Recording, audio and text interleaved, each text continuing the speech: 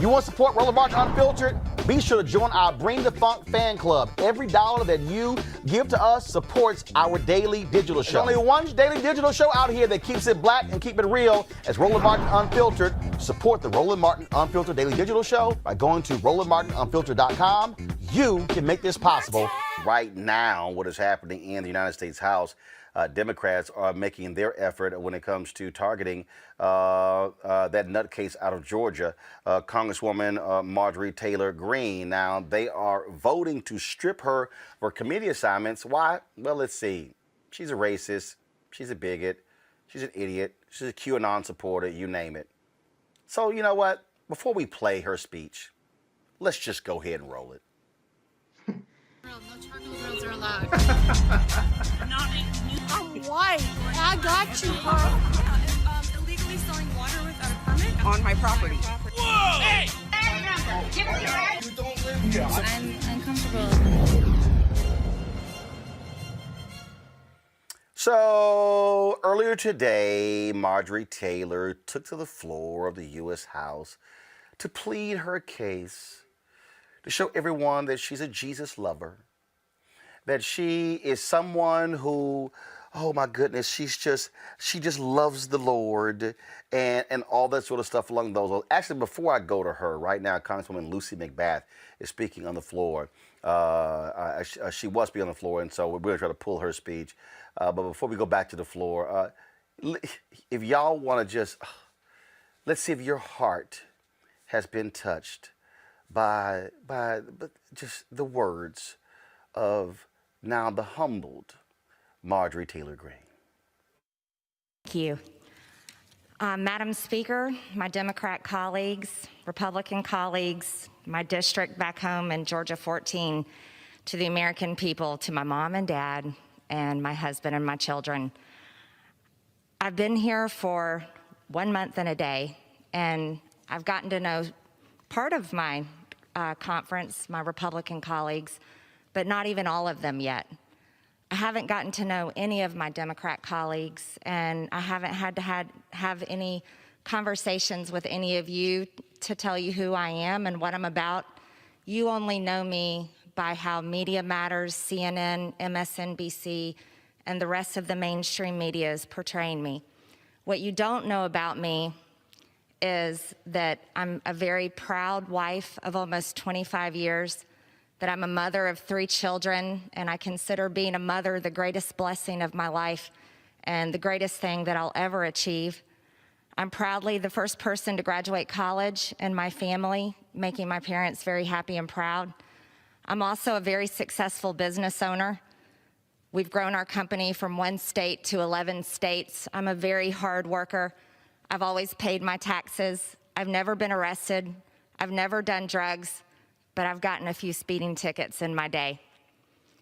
What you need to know about me is I'm a very regular American, just like the people I represent in my district and most people across the country. I never ever considered to run for Congress or even get involved in politics. As a matter of fact, I wasn't a political person until I found a candidate that I really liked, and his name is Donald J. Trump when he ran for president. To me, he was someone I could relate to, someone that I enjoyed his plain talk, not the offensive things, but just the way he talked normally. And I thought, finally, maybe this is someone that will do something about the things that deeply bother me, like the fact that we're so deeply in debt that our country has murdered over 62 million people in the womb. The fact that our borders are open and some of my friends have had their children murdered by illegal aliens. Or perhaps that maybe we can stop sending our sons and daughters to fight in foreign wars and be used as the world's police, basically. Or maybe that our government would stand up for our American businesses and our American jobs and make the American people and the American taxpayers their focus. These are the things that I care about deeply. So when we elected President Trump, and then I started seeing things in the news that didn't make sense to me, like Russian collusion, which are conspiracy theories also, and have been proven so. these things bothered me deeply, and I realized just watching CNN or Fox News, I may not find the truth. And so what I did is I started looking up things on the internet, asking questions like most people do every day. Use Google. And I stumbled across something, and this was at the end of 2017, called QAnon. Well, these posts were mainly about this Russian collusion information. A lot of it was some of what I would see on the news at night, and I got very interested in it. So I posted about it on Facebook, I read about it, I talked about it, I asked questions about it, and then more information came from it. But you see, here's the problem. Throughout 2018, because I was upset about things and didn't trust the government really, because the people here weren't doing the things that I thought they should be doing for us, the things that I just told you I cared about. And I want you to know, a lot of Americans don't trust our government, and that's sad. The problem with that is, though, is I was allowed to believe things that weren't true, and I would ask questions about them and talk about them. And that is absolutely what I regret. Because if it weren't for the Facebook post and comments that I liked in 2018, I wouldn't be standing here today, and you couldn't point a finger and accuse me of anything wrong, because I've lived a very good life that I'm proud of, my family's proud of, my husband's proud of, my children are proud of, and that's what my district elected me for. So later in 2018, when I started finding misinformation, lies, things that were not true in these QAnon posts, I stopped believing it. And I want to tell you, any source, and I say this to everyone, any source of information that is a mix of truth and a mix of lies is dangerous, no matter what it is saying, what party it is helping, anything or any country it's about. It's dangerous. And these are the things that happen on the left and the right. And it is a true problem in our country. So I walked away from those things, and I decided I'm going to do what I've done all my life. I'm going to work hard and try to solve the problems that I'm upset about. So I started getting involved in politics. You see, school shootings are absolutely real. And every child that is lost, those families mourn it. I understand how terrible it is, because when I was 16 years old in 11th grade, my school was a gun-free school zone, and one of my schoolmates brought guns to school and took our entire school hostage. And that happened right down the hall from my classroom. I know the fear that David Hogg had that day. I know the fear that these kids have. And this is why, and I say this sincerely with all my heart, because I love our kids, every single one of your children, all of our children. I truly believe that children at school should never be left unprotected. I believe they should be just as protected as we were with 30,000 National Guardsmen. Our children are our future, and they're our most precious resource. I also want to tell you 9/11 absolutely happened. I remember that day crying all day long watching it on the news. And it's a tragedy for anyone to say it didn't happen. And so that I definitely want to tell you, I do not believe that it's fake. I also want to tell you. I'm done listening to her. Bring in the panel. Now, y'all, what I didn't get to with the part, matter of fact, y'all find it for me. Y'all find it for me when she said, I'm a Christian, I love Jesus, and folk make mistakes, and we all sin, and y'all, she was playing that Jesus card real hard. I've been humbled by this, and I've been, there have been a lot of speeches on the floor today, lighting her ass up. Let me tell you who brought the funk. Steny Hoyer of Maryland. Watch this.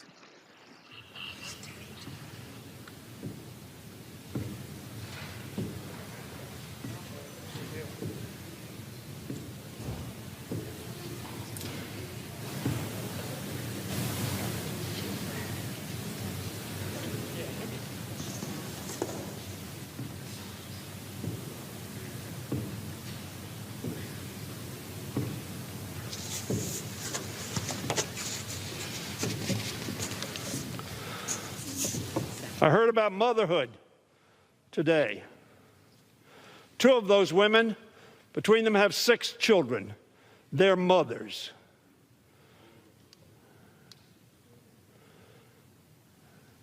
One of them does not have children. And she's come to this body asking for more housing for people, for more health care for people, for more income for people. How awful. And they're not the Squad. They're Elon. They're Alexandria. And they're Rashida. They are people. They are our colleagues.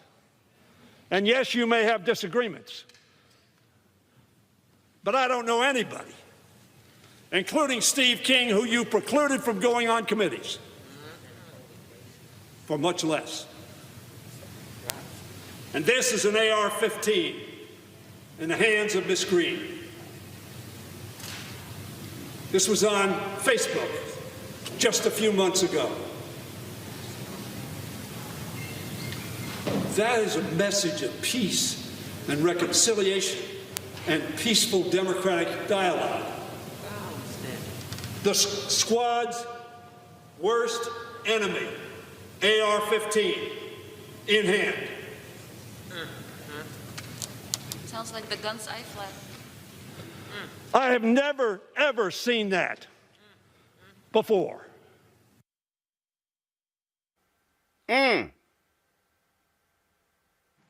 Y'all go ahead and play that. I just love Jesus.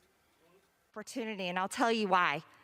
I believe in God with all my heart, and I'm so grateful to be humbled, to be reminded that I'm a sinner and that Jesus died on the cross to forgive me for my sins. And this is something that I absolutely rejoice in today to tell you all. And I think it's important for all of us to remember none of us are perfect.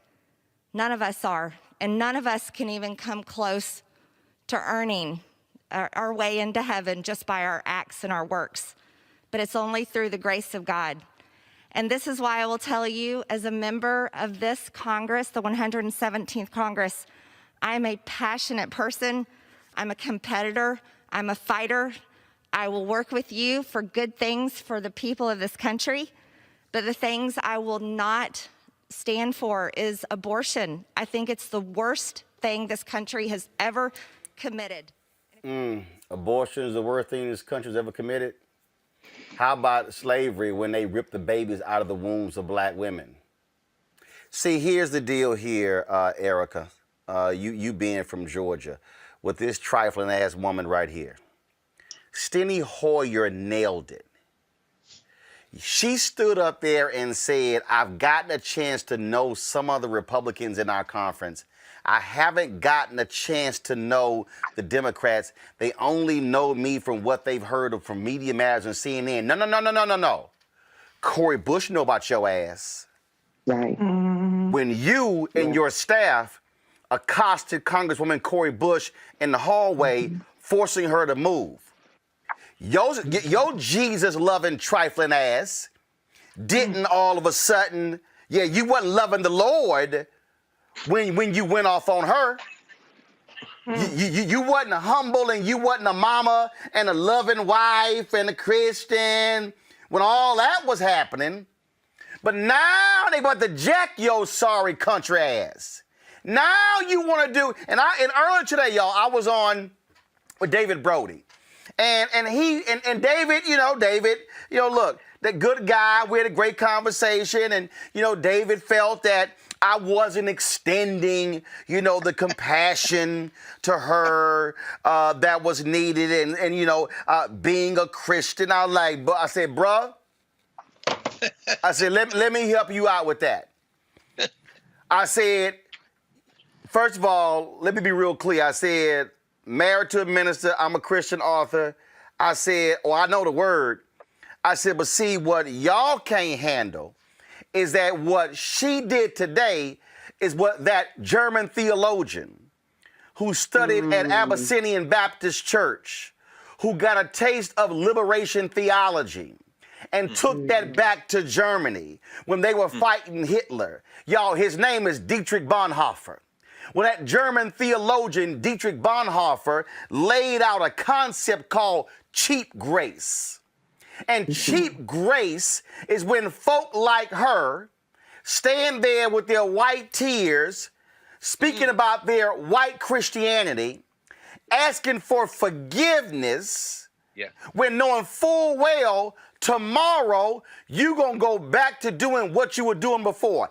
Dietrich Bonhoeffer called that cheap grace when you go to God and say, Lord, forgive me, I'm sorry. Then you will hoe today, and then you turn around and you start a hoeing tomorrow, but then you want to ask God for forgiveness about your hoeing tomorrow, and then when you hoe tomorrow, you ask God for forgiveness, and you turn around and you hoe back on Saturday and Sunday. I'm not talking about her. I'm talking about the people who do that. Lord, forgive me. Lord, forgive me. Back to hoeing. Lord, forgive me. Back to being a freak. Lord, forgive me. Bonhoeffer called that cheap grace. That is what she think we just gonna sit here and accept. No, not happening.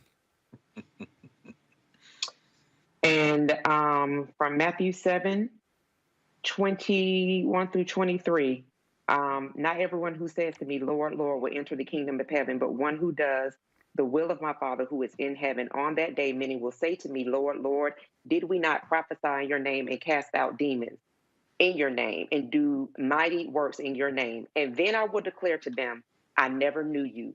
Depart from me, you workers of lawlessness. That is exactly who Marjorie Greene is to her fucking core. Don't put my Lord and Savior's name in your mouth as a way to excuse the shit that you do on a daily basis. My big mama said something to me years and years ago, and it has stuck with me. She said, when you open your mouth, you remove all doubt.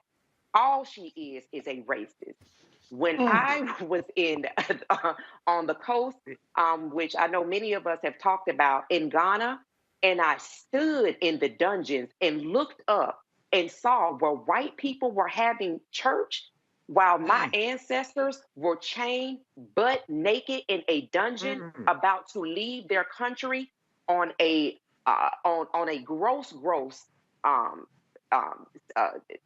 journey through the transatlantic, through the Atlantic. And I can't even, I'm so angry. I am so angry because I'm tired, y'all. We have got to engage now. And I'm saying that because folks like Marjorie, that she is under the umbrella of blamelessness. So she'll always be blameless. She's a white woman, so she'll always be blameless. That speech fell exactly where it should have, on the floor. It has no power. What we have to do is understand that these folks are being trained, they're being donated to, they're given space to actually occupy these spaces, have these committee spaces, because folks in power understand that they need other people to continue on their work of oppression. So this is what we have to do. It's not just during election time. This type of civic engagement is something that we have to be prepared to do every day of the week. Republicans are always grooming the next Marjorie. They're always grooming the next Mitch McConnell. Where are our Cori Bushes? Where are our Ayanna Pressley? Where are more of our Madam Presidents, Kamala Debbie Harris? Those are the folks that we need to be training up to assume power, to let them know, no. What you will do is you will be a member of Congress. You're going to be in Senate. You're going to be in the House of Representatives. That is the type of training that we need to have and that we need to focus on if we expect to make sure that we retain any semblance of democracy, not only just now, but for the years that are to come. Because Marjorie, that type of person, they're going to continue to roll those out left and right. Let's actually go to in a second. Give me 1 second. We're going to go to Capitol Hill. The vote has been taken. Go. For what purpose does the gentlewoman from Florida seek recognition? Madam Speaker, I ask unanimous consent to address the House for 1 minute and revise and extend my remarks. Without objection, the gentlewoman is recognized for 1 minute. Madam Speaker, it is with a heavy heart that, Madam Speaker, can I ask for the House to be brought into order? The House is not in order.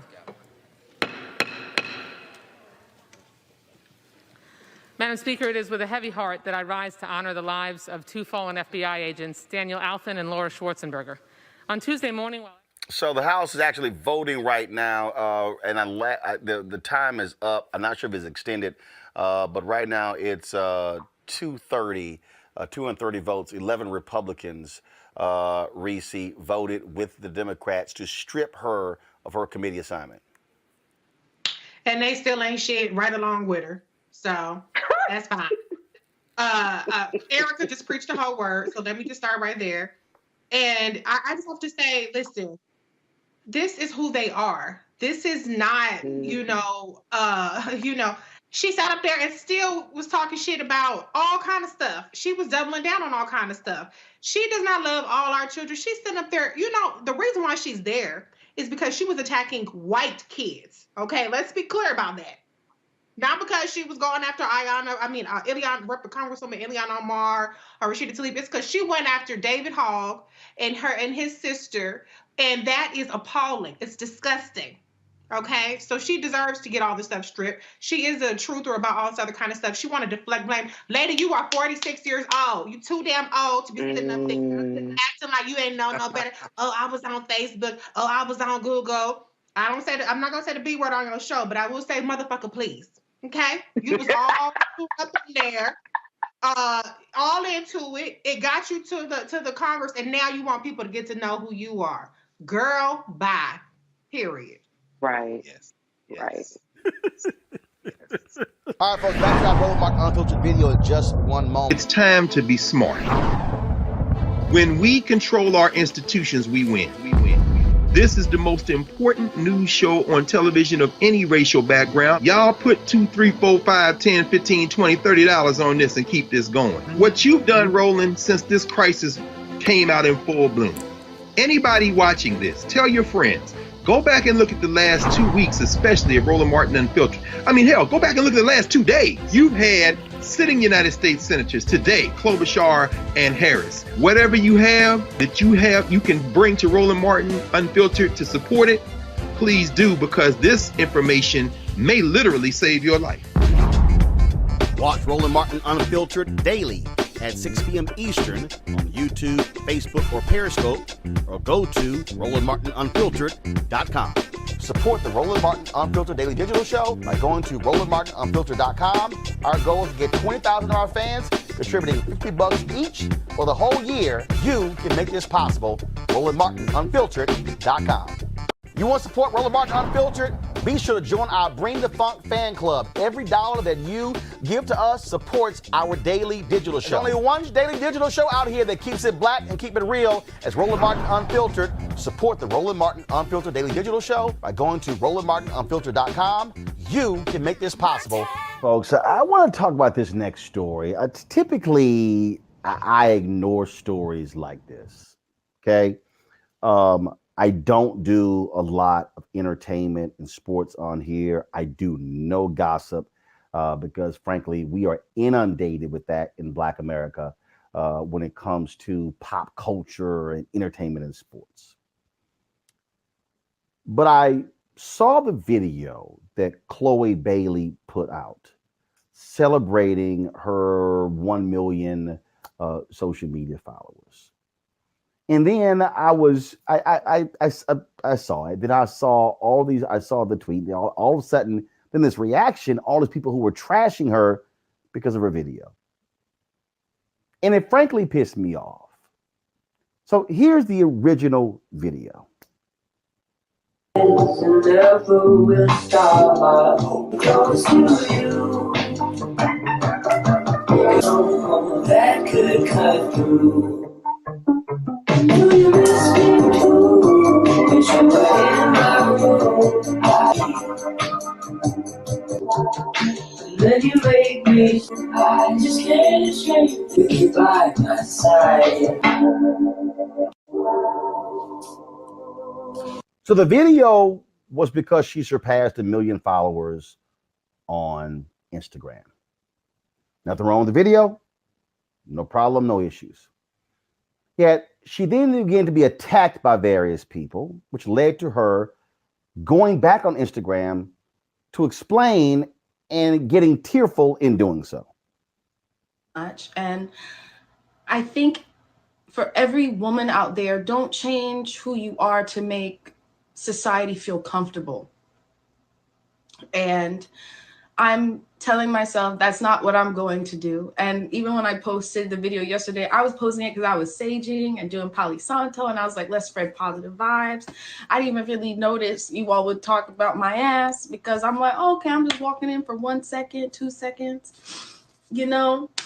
And I feel like I've shown my ass more than I have with that. Like, if you look at our performance videos, the last performance we had in December, like, I was just so excited and on stage and just being myself. So I don't know. I just felt it was important to address it so you guys get to kind of get to know who I am more inside. And it's really hard for me to think of myself as a sexual being or an attractive being, quite frankly.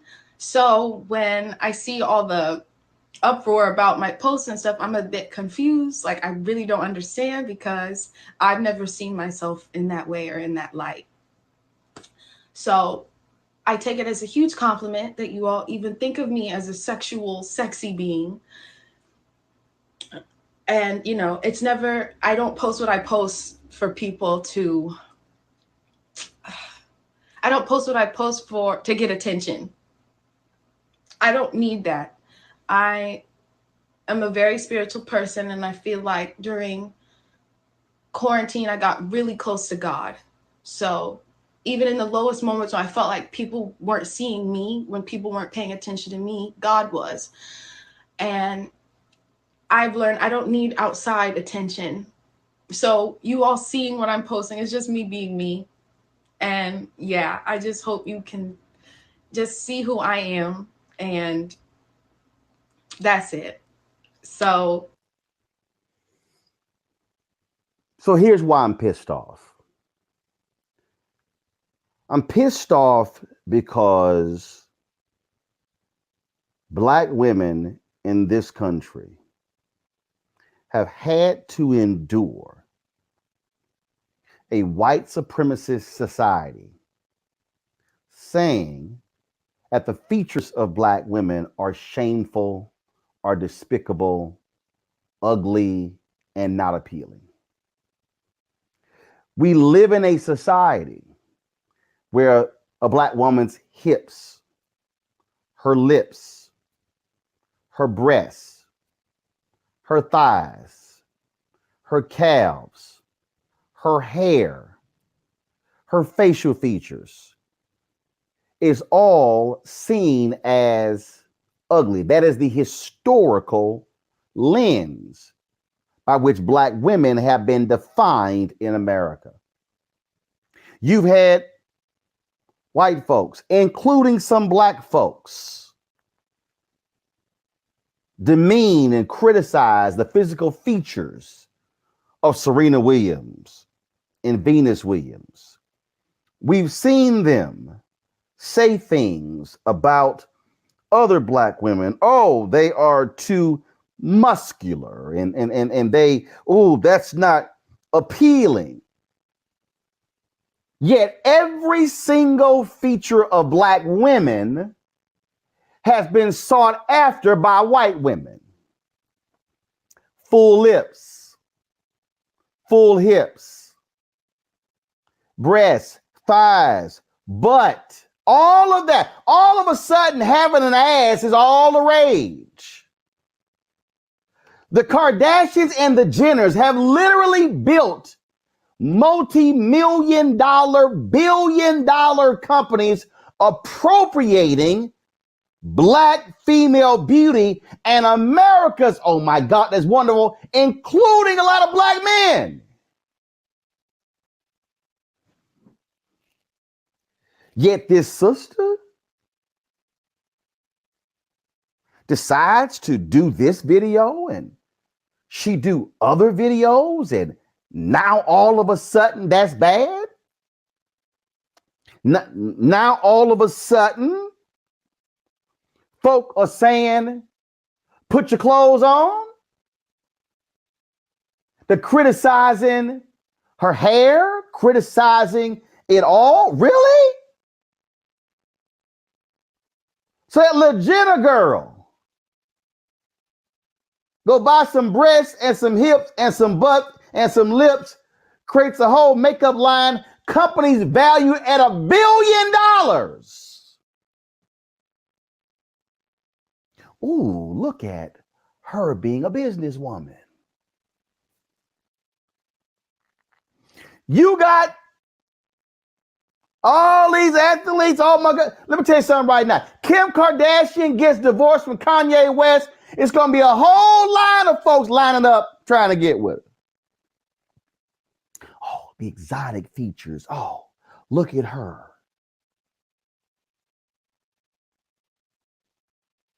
Go to the conservative websites, Daily Caller. Oh, they posting videos, photos of women. New York Daily News.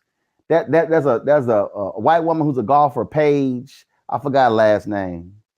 I swear she on the New York Post every single day, wearing some tights, showing her breasts and showing her body.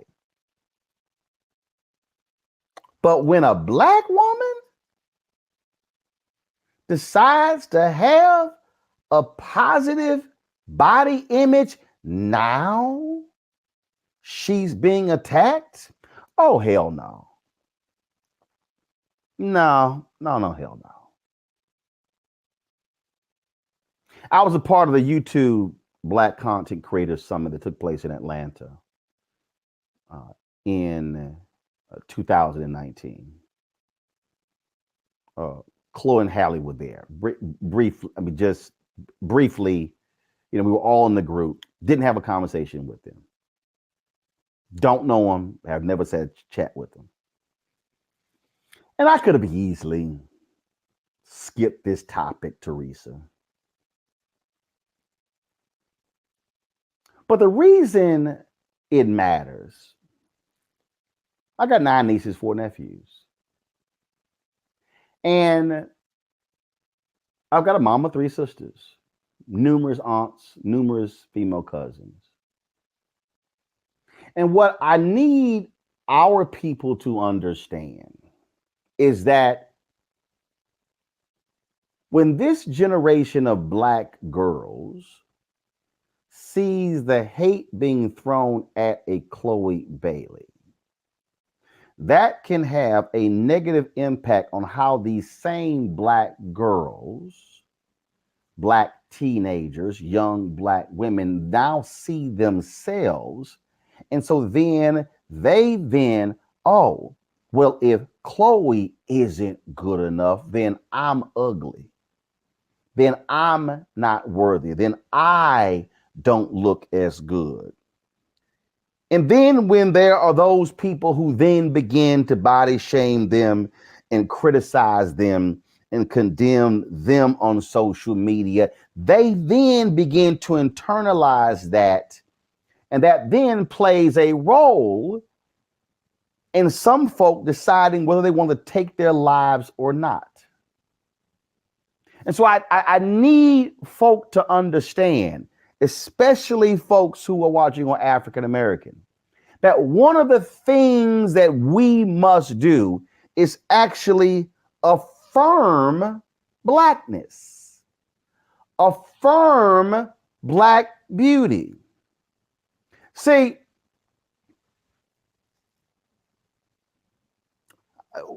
I did a 8th grade graduation for Father Michael Flager.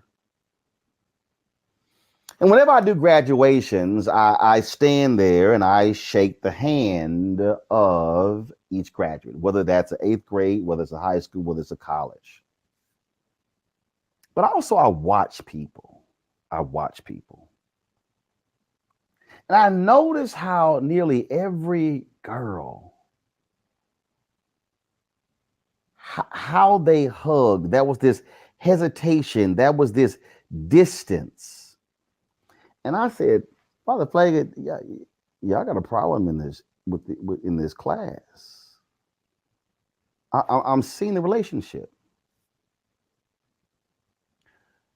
I have always made a point of hugging nieces and nephews. I don't believe in that distant thing. I don't believe in Oh no, I need you to stay away from me, because see, what I understand psychologically is that if you grow up and you do not have a loving environment, if you grow up and folk don't hug, they don't really speak, there's sort of this distance, that then carries over into all of your relationships. And so for me, that is important, because I believe as a black man, that I need to show the black girls and the black women in my family how to have healthy relationships where we are not afraid to hold each other and embrace each other. And I dare say we cannot be silent when a black woman, a young black woman like Chloe Bailey, is attacked, because she needs to have the public and virtual embrace of our people, where we are affirming her black beauty so she understands there is nothing wrong with who she is, Teresa. Yeah, on so many levels, Chloe Bailey's story is similar to millions of young women and women who are older right now, who have still been going through so much of this body shaming and much of the humiliation that has been going on, not only in our culture, but through social media, through the impact of words. And it's very, disconcerting, because as we look at our young women, we can mentor, to a certain extent through organizations, through programming. But you're right. It takes the love. It takes the hugs. It takes that intimacy of knowing what a relationship feels like, what love actually feels like, because otherwise they're going to social media outlets that is telling them that they need to enhance, or they'll get targeted ads, filtered to them based upon looking at, one of the Kardashians' line of work that they've done to their bodies or to their face, or, showing that they can, have a black man and still be able to talk about black issues. It's very interesting. But I think what I got from you, Roland, is the opportunity, that women like myself and other women who are in leadership, who are doing well, is to give that compliment, to give that you are, bold, you are beautiful, you are everything that you need to be. And so I think there is, something that we all need to do, is to, when a young black woman is being attacked, the community and the culture and every other organization, but as an individual, just needs to say something. I think the silence in our communities has hurting us so much that, we're seeing more young women in abortion clinics than we are seeing them in business schools. So I think there is a lot to say there. But moreover, when we police black women, especially their bodies, we are essentially telling them that they are not worth it. But we all know that we are worth it, because it looks like capital America, America is capitalizing off of us. So there is more that we need to do, but I believe it starts with us individually taking a conscientious approach on how we deal with each other first. Rena, I raised the point. First of all, I have a typical ban on this show when it comes to anything Kardashians or Jenner, like flat out ban. But the reason I'm raising this is because I understand double standards, and I understand how America, white America, will fully embrace a Kim Kardashian, Jenner's, and then black folks do the same. But then I also understand how Black self-hate can also lead to a condemning or a condemnation of a Chloe Bailey. When I look at some of the comments, oh, she's sitting here and she's, doing videos and she is wearing her underwear. Please tell me the difference between that and somebody in a bikini. Please tell me the difference between folks who are hugely popular and making hundreds of thousands of dollars and millions of dollars as swimsuit models.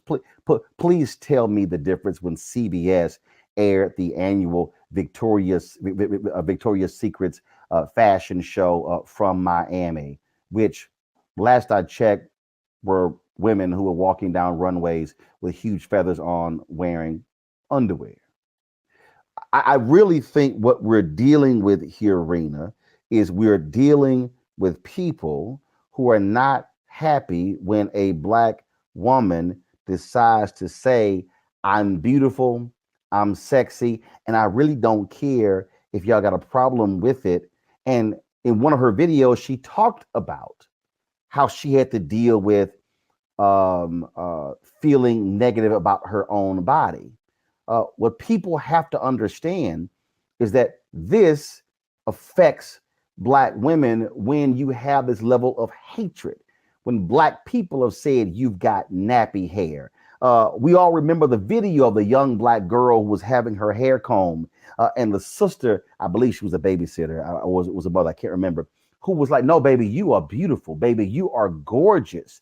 The reality is, because of the history of white supremacy in America and Black people being victims of white supremacy, then taking on the Stephen mindset of white supremacy, we then can have self-hate, not realizing where our self-hate originated from, and it wasn't from us, it all stems from white supremacy in America.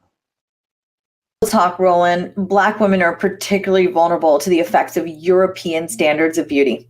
That's what this is about, European standards of beauty. And that's what we live with in this country, because those standards emphasize skin color and hair types that exclude many Black women, especially those with darker skin. So, I've read a lot of research on this. I want to talk about Chloe Bailey in just a second, but there's a lot of research out there that indicates that European standards of beauty can have really damaging effects on the life trajectories of Black women, especially those with dark skin, and primarily in the form of that internalized self-hatred that you just mentioned. So it's really important that we start addressing these effects right away. And, when I watched that video of Chloe Bailey, all I saw was happiness radiating from this very beautiful woman. And I'm not just saying that because we're talking about standards of beauty right now. Her happiness was radiating. She was positive. She wasn't doing anything salacious. I mean, that's one way that society has generally judged women. But it's like when a woman that is rail thin, white, wearing skimpy underwear is walking down a runway in Miami with popular singers singing all around her and big feathers, that's suddenly cool. But this chick is just being her authentic, real self and celebrating. She's Black joy. That's all it was, on display. And she was being herself. And I felt my heart just goes out to her, honestly, because when she talked about not seeing herself as an attractive woman and the sexualization around it, I just felt like, wow, what are we doing to women? And I've grown up in this era. And without really dating myself, I came up, I'm closer to 40 than I am to 30. Let me put it this way. I came up in an era where all the magazines that I ever saw were always white women, were always rail thin. And I hated my curves. I was ashamed of the melanin in my skin. I remember going to my senior prom, my mother's friend came and did my makeup. 18-year-old me didn't really need makeup. I had all right skin, but I looked like I had white face because the foundation was so light. And it's because of where I grew up in rural West Virginia, there just weren't that many people of color, Black, Indigenous people of color. There just were not that many of us. And so what was available in the drugstore even wasn't really reflective of our skin tones. And I look back in those pictures and I cringe because I didn't need makeup. I didn't need that foundation 3 shades lighter that my mom was sort of saying, make her lighter, because these are the standards of beauty that our bodies, women in America that came up in my age demographic, primarily, these were the messages messages being sent to us by corporate America, by advertising execs, that we were not right if we weren't white, that any amount of melanin in our skin suddenly put us in a different category. And I just want to thank you, Roland, really genuinely from the bottom of my heart, being honest and open as a male about how you embrace your family, your relatives, and just showing them it's okay who you are. Your body is just fine the way it is. I even dealt with feelings as recently as last month of feeling ashamed, going somewhere and putting on a blazer because I was ashamed of looking too busty, as if that was going to welcome something at my age. And I'm a married woman, a mother. And these are still the ingrained standards, unfortunately, that have pervaded the minds of people of color, primarily Black women. And it infuriates me when I see look, the Kardashians and Jenners, I rock with you because you do not touch that stuff. But it infuriates me to see them totally appropriate what is Blackness and be celebrated for it. Yet the very people that these traits belong to are being shunned and being given this kind of treatment that Chloe was. It is not all right. And I just want to start, I want us to have an even more open dialogue. I'm confident that by the time my girls get older, they will be celebrating the skin they're in, and they will not get the messages that I got. That were truly that I was some sort of exotic creature, that I was not like everyone else, when genuinely I was just like everybody else inside, but I was being judged on things I couldn't change, like my skin color. And I just want to give one last thing here, one really small thing. I was visiting New York City when I was in my early teens, and I was from West Virginia, and I had great parents that always actually, besides my mom, a little bit of friction there with the skin color stuff, but my dad definitely didn't subscribe to any of that colorism stuff. But I was visiting New York City, and I was on a train with a cousin, and there was a Black woman who came up to me, and she said, "How much for your hair? Can I buy your hair? You're Indian, right?" And I was like, "No, I'm American. My parents are from India." And I just couldn't believe she wanted to buy my hair. I thought, I was so confused. I didn't understand why she wanted to buy my hair. And because I looked at her hair and I liked it. I was like, I like your hair. And I was an innocent young girl back then, but this is a vignette of exactly how wrong society has treated Black women, and to make us, make women of color, but make my Black girlfriends think that they were not enough, that they needed to have something else, be something else to be beautiful. So wrong. And I look forward to the beauty industry changing. I've seen evidence of it changing, and I'm confident that it'll continue to, because that's what needs to change first, genuinely. This was a comment posted by somebody named CD on the YouTube channel, and I think it's pretty stupid. Black American women are more sexually liberated than any other group of women. Other groups of women are inspired by them, so I don't buy this. Well, CD, you don't buy it because you don't actually understand history. Black women have actually been the targets, been subjugated to violence and abuse in this country. Not seen as models of beauty. And then when a Black woman is seen as a model of beauty, it is by white standards. Typically, she had to be light-skinned and have good hair. We know, Joseph, when there was a magazine that altered the features of Beyonce, of Kerry Washington on their magazine covers. Skin was lightened, was thinned as well, because there were photo editors who said, that's a little too much hip. That's a little too much butt. We can't quite have that. And so what the person said is incorrect. And I think what ends up happening is that we go through this in this society where, again, if you are a Black woman and you are proud and public of your features, it's a problem. I mean, I think back to the idiotic Black men.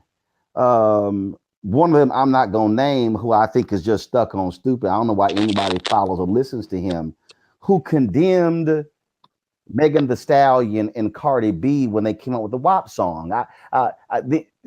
Snoop Dogg even had the audacity to provide a comment on that, when I'm like, Snoop, you talked in a lot of your music about sex, but when these two black women, when these two women of color decide to put a song out, making it clear how they feel about sex. Oh, no, you're a lady. You shouldn't be doing those things.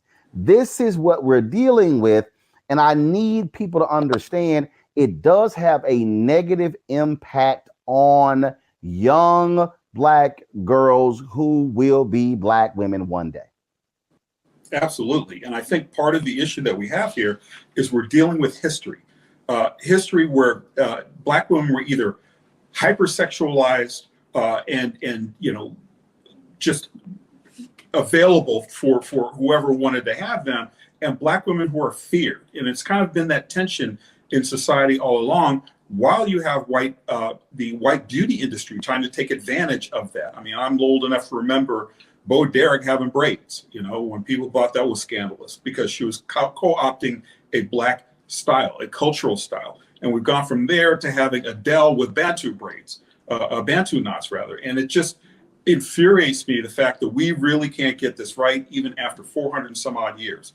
So kudos to Chloe for trying to stand up to this kind of negativity, but it can have an impact. It will have an impact, and you don't know that impact until these young women become of age. And so we have to do the best as black men and as men in general to make sure that that doesn't happen, and to understand that black women are beautiful and that they will be beautiful. They always have been.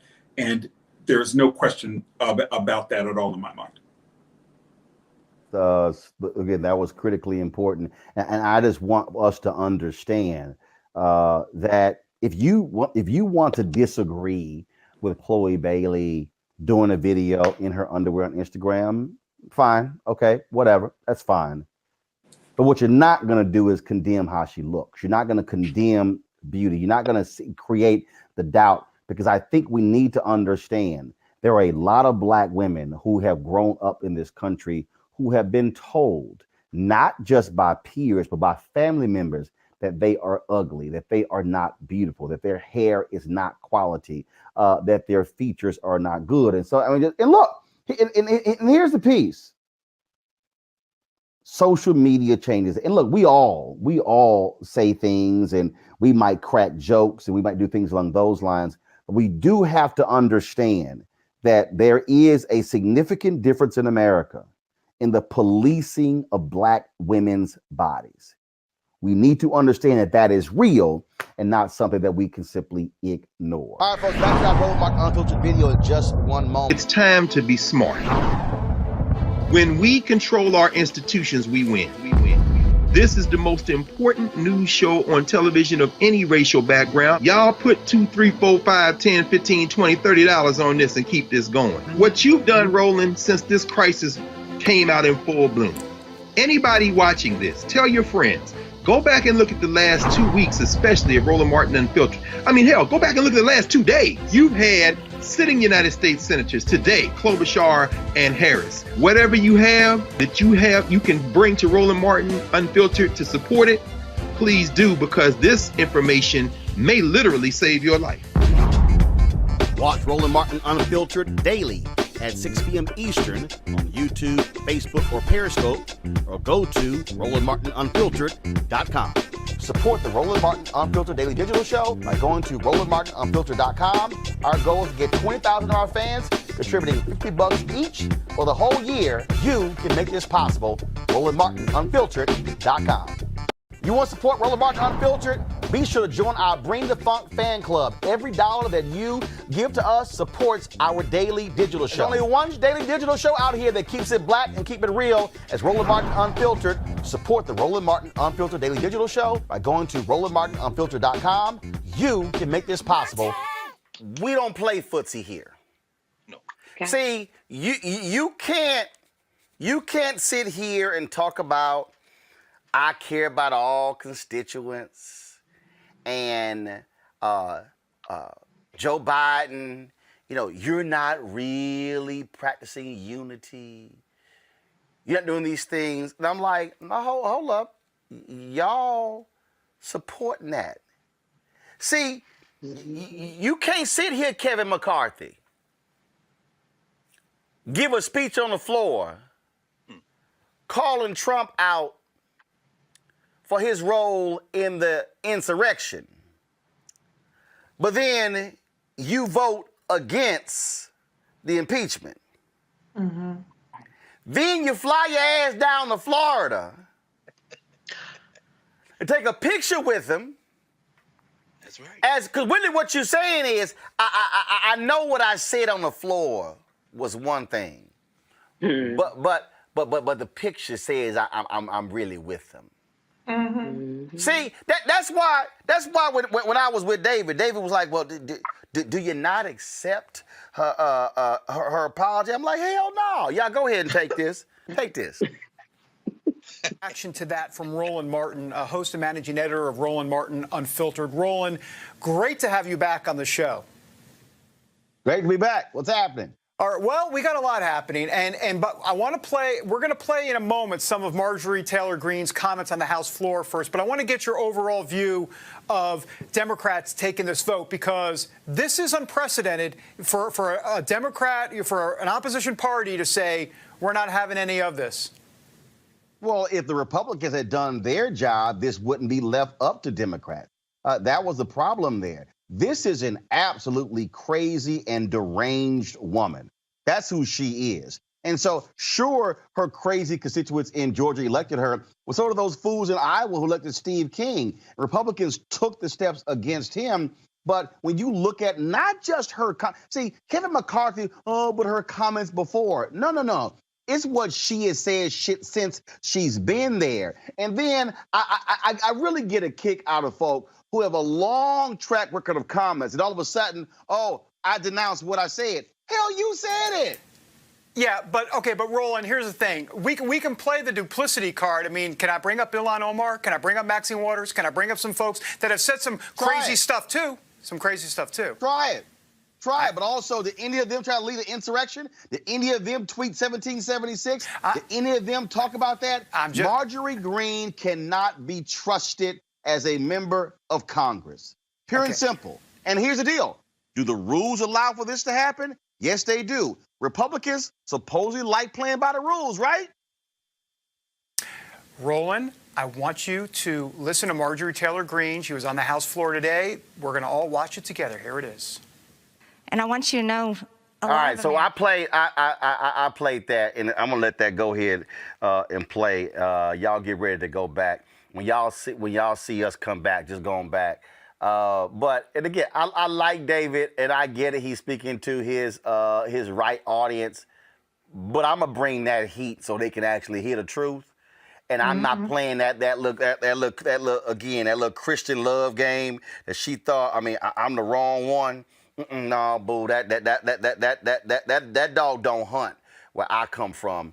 It's just not gonna work. And see, and let's just be real clear. You got too many folk on mainstream TV who's scared to say it, who's scared to actually go there, who don't want to truly call out white Christianity, who don't want to call out white nationalism. They want to use all the other words and phrases around it. Nah, see, we're not gonna sit here and dance around it. We're going to call this thing exactly what it is, and they have to get checked. They have to get called out, and it's not just folk like her. It is Marco Rubio. It is Jim. Can y'all keep that thing down about wrestlers being sexually assaulted, Jordan? It's all the rest of these folk who want to play all of these games. And see, we're going to do a roll call. Because, see, I'm telling you, as Greg said, I've been telling y'all, it's only two lines. Either you are with the folks on January 6th or you with the rest of us. See, we ain't going to play hopscotch. Yes, ain't gonna hop over here, they come over here, they come over here. You know, I don't want to hear you talking about unity. If you're staying with those thugs, those white domestic terrorists, or even the confused, ignorant black folks and other dark-skinned folks who were with them, then you know what? You as well. Go back to David Brody. Roland, don't laugh. None of us are perfect. I'm a sinner. Words of the past. It was a mea culpa. It was a mea culpa. It was an apology. That's what you're going to get. That's pretty good. That's pretty good, Roland. Roland. You actually fell for that.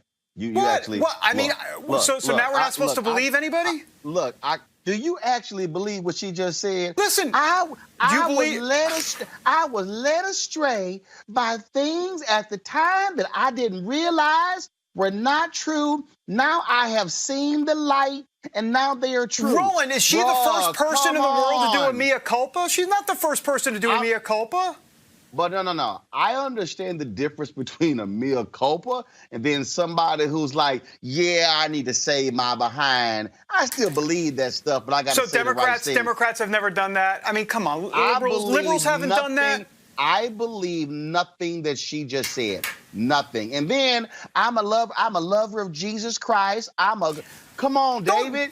Wait, Roland, don't get on her faith now. You're starting to condemn her faith now. No, I'm not. Because first of all, David, you got to remember who you're talking to. The husband of an ordained minister, a Christian author. So I also understand when theologian Dietrich Bonhoeffer talked about cheap grace. Yeah, but you don't know her. You don't know her. You don't know. No. Here's what you don't know. See, again, if we want to have a Christian conversation, the theologian Dietrich Bonhoeffer talked about those people who have cheap grace, who do things and they go, oh, Lord, forgive me. They go back to doing these things. I judge Marjorie Taylor Greene. Hold up. I judge her based upon what she has said since she got elected. And she has said absolutely crazy, outrageous things. Not 2018, 2020, 2021. Roland, straight up, liberals always talk about compassion for your fellow man, and then you got this going on. Look, why can't we have some compassion for her? I mean, when I say compassion, forgiveness. What about forgiveness? Here's the deal. I can have compassion and still remove your behind from your committees. And then in 6 months, in 6 months, when we actually see if you've actually changed, then they can be restored. But see, here's the deal. You can't do all the things she said and done in the past few months, including January 6th, and then go, oh, I'm sorry, Lord, forgive me. No, boo. That's not how it works. Listen, no, Roland, I disagree with you. She can say that and then show in the future if she doesn't make the same mistake, if you will. But the point, but she can say it. She can say it. She can say it. Here's the deal. Democrats take the action, and in 6 months, if she actually shows what she just talked about, they can always restore. So you'd be for that. Can that happen? You'd be for that. You'd be for her getting the committee assignments back if she showed true contrition. If she shows it, but let's see what she says and does for the next 6 months. I don't trust that she actually can be humbled and not act a fool for the next 6 months. But sure, let's see what happens. But snatch the committee right now. Will you at least acknowledge that this is not just a conservative QAnon issue? The liberals do this on the other side, too. Everybody's got their baggage, Roland. Everybody's got their baggage. No. Individuals have their baggage. Yes. And here's the deal. This is real simple, okay? All I heard for the last 4 years from Republicans is that winning, you actually have the spoils of victory. Well, guess what? What happens when you win? Roland Martin, I'm going to say this on national television. I love you, and there's no air quotes around that. You know that. I appreciate it. See, I ain't making excuses for these folks. You're a better man than I am. See, my deal is I knew exactly. See, again, game recognized game. See, they love, because see, here's the deal. They want you to go chase that rabbit hole. Democrats said this. This is me. We ain't going now. Nope, we ain't going now. We're going to stay right here. See, Erica, that's the real deal here. And see, and what I need folk to understand is, again, it's only two sides now. If you align in any way with them white domestic terrorists on January 6th, you are my enemy. You are my people's enemy. We ain't sitting here. And that's why I was like, all right, all them words, I'm a wife, I'm a mother. Let me see what you do for the next 6 months. But here's what we already know. She's already sent a fundraising appeal lying on AOC. Yep. So, Heifer, you already showed me who you are.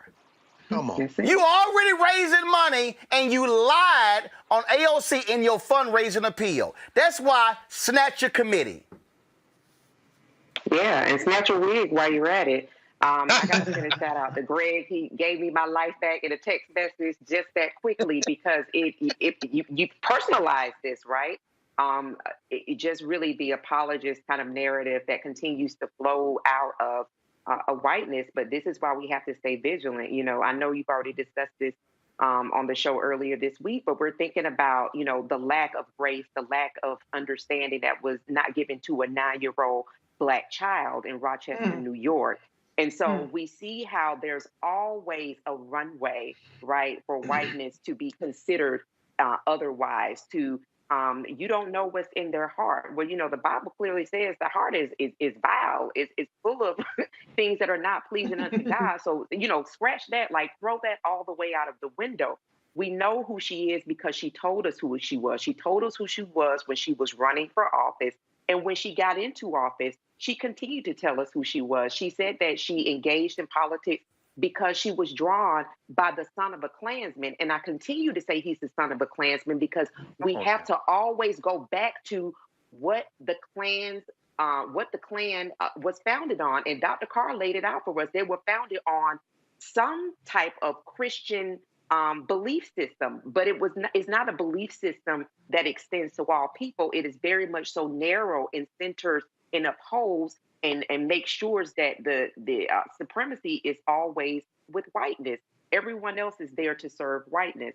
And so as we think about this and as we continue to hear the media talk about her ad nauseum, as we continue to hear QAnon become more mainstream, that we continue to hold true to who she and the Republican Party is. What we saw on January the 6th is really the outflow of what the natives and what Black people have experienced in this very nation by white mobs. It has always been like this for us. It has always been like this for natives. We are the ones who built this damn thing. So understand that Marjorie Greene ain't shit but another copy out of this whole prototype of how you aggressively attack, oppress, suppress all voices that are non-white. That is all it is. And so if there cannot be some type of courage gained by the Democrats, outflow from all of the Black folk,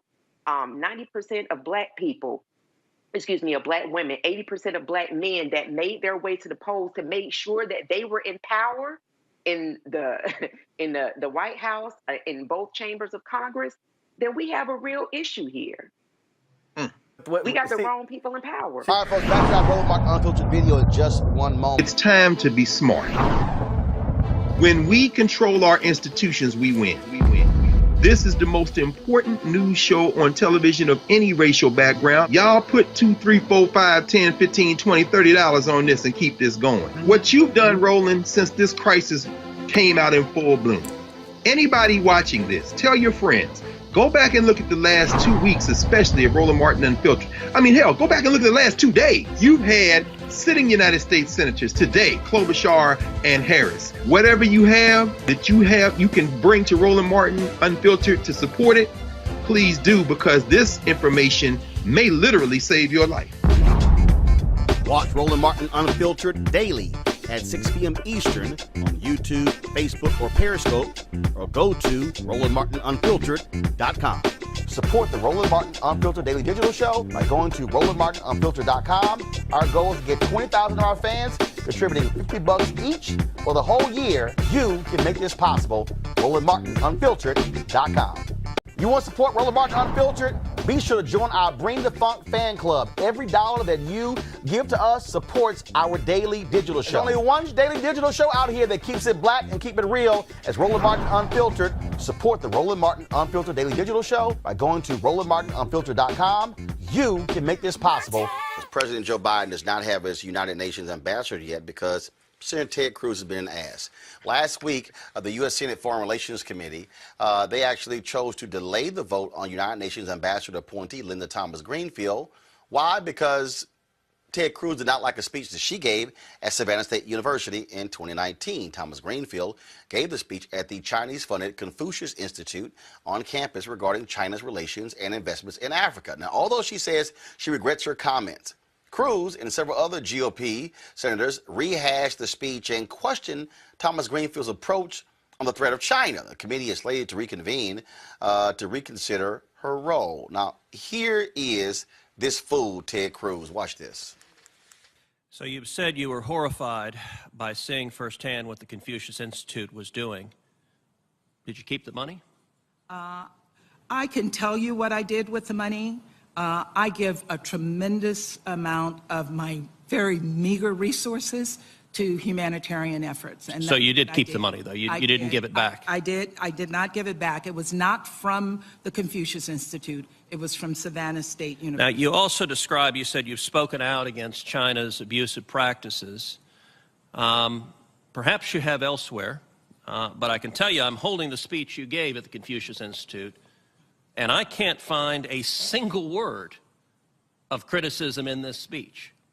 This speech is cheerleading for the Chinese Communist Party. You praise the Belt and Road Initiative.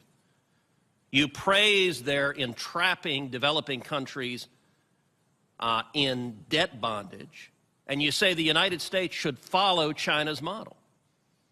Is it the role of America's UN ambassador to be cheering on the Chinese Communist Party at the expense of the developing world and at the expense of America? Senator, it was not my intention, nor do I think that I cheered on the Chinese Communist Party.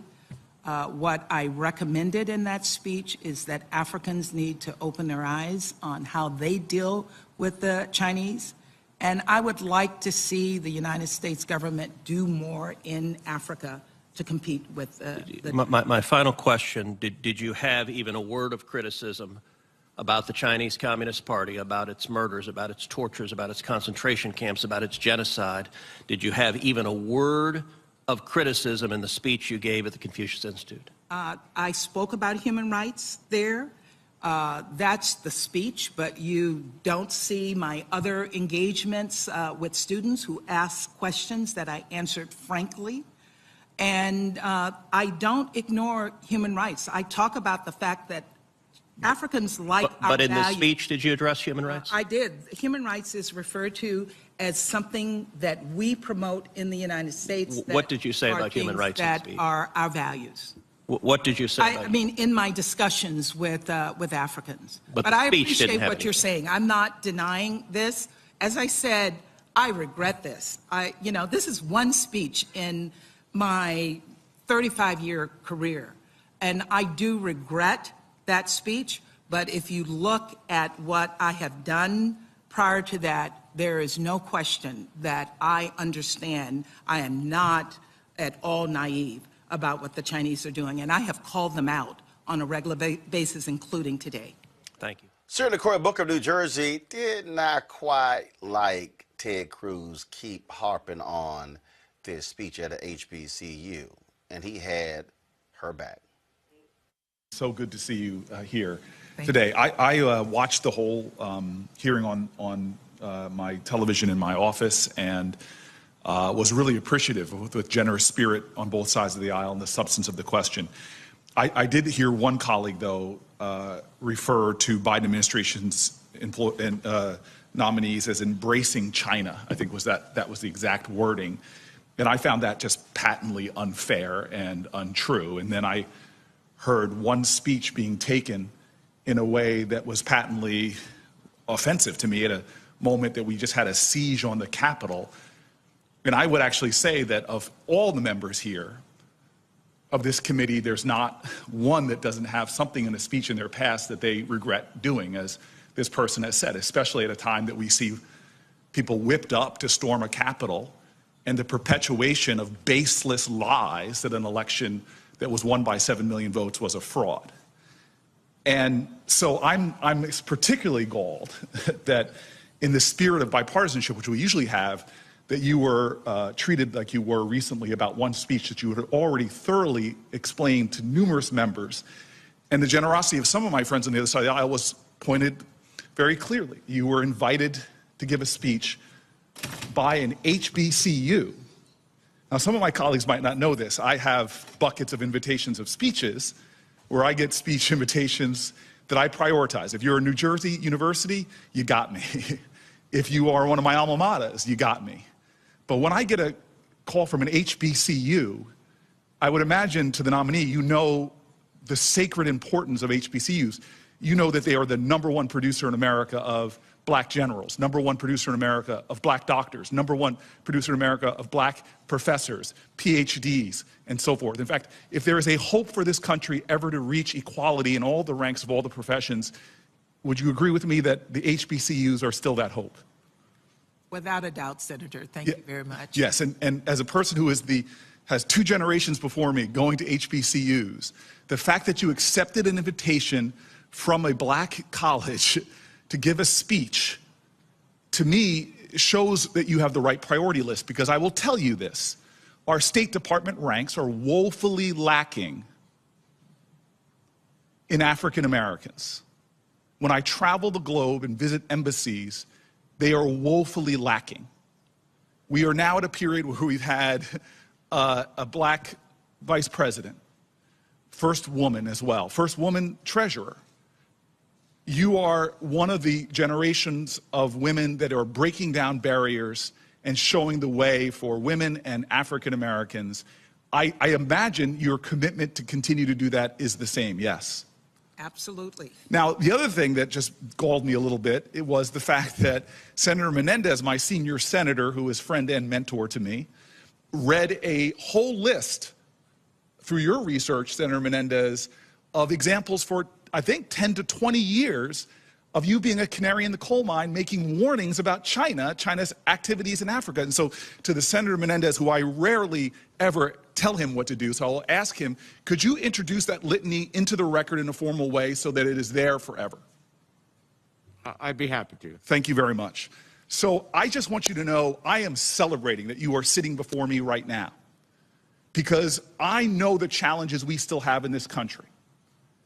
And I watched after George Floyd was savagely murdered, how it wasn't just all 50 states of America that came out and protested, but we saw other nations, right? At least a dozen other countries, because they know that the United States of America, if we can make our values true here, there's hope for the world. Would you agree with that? Yes, sir.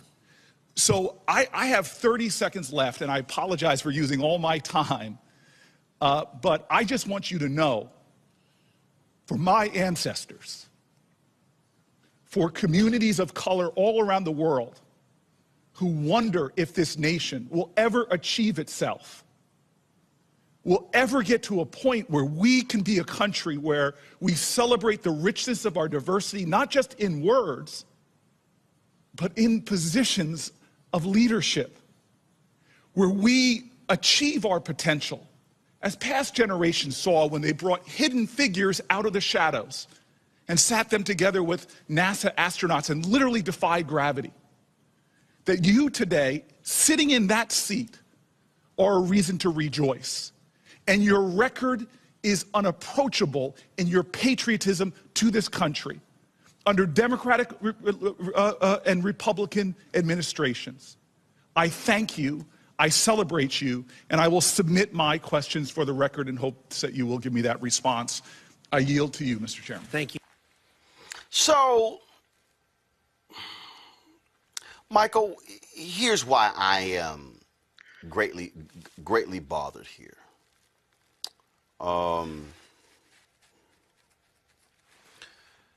The first thing is, the Americans love to talk smack about China and how we're so concerned about what China is doing in Africa. And Thomas-Greenfield said, I would like to see America do more. I remember when Hillary Clinton was Secretary of State, and she was cautioning African nations about accepting money for investment for China. And I'm sitting here going, well, it ain't like the United States is coming to the table with $100 billion for Chinese nations. Now, let me be real clear.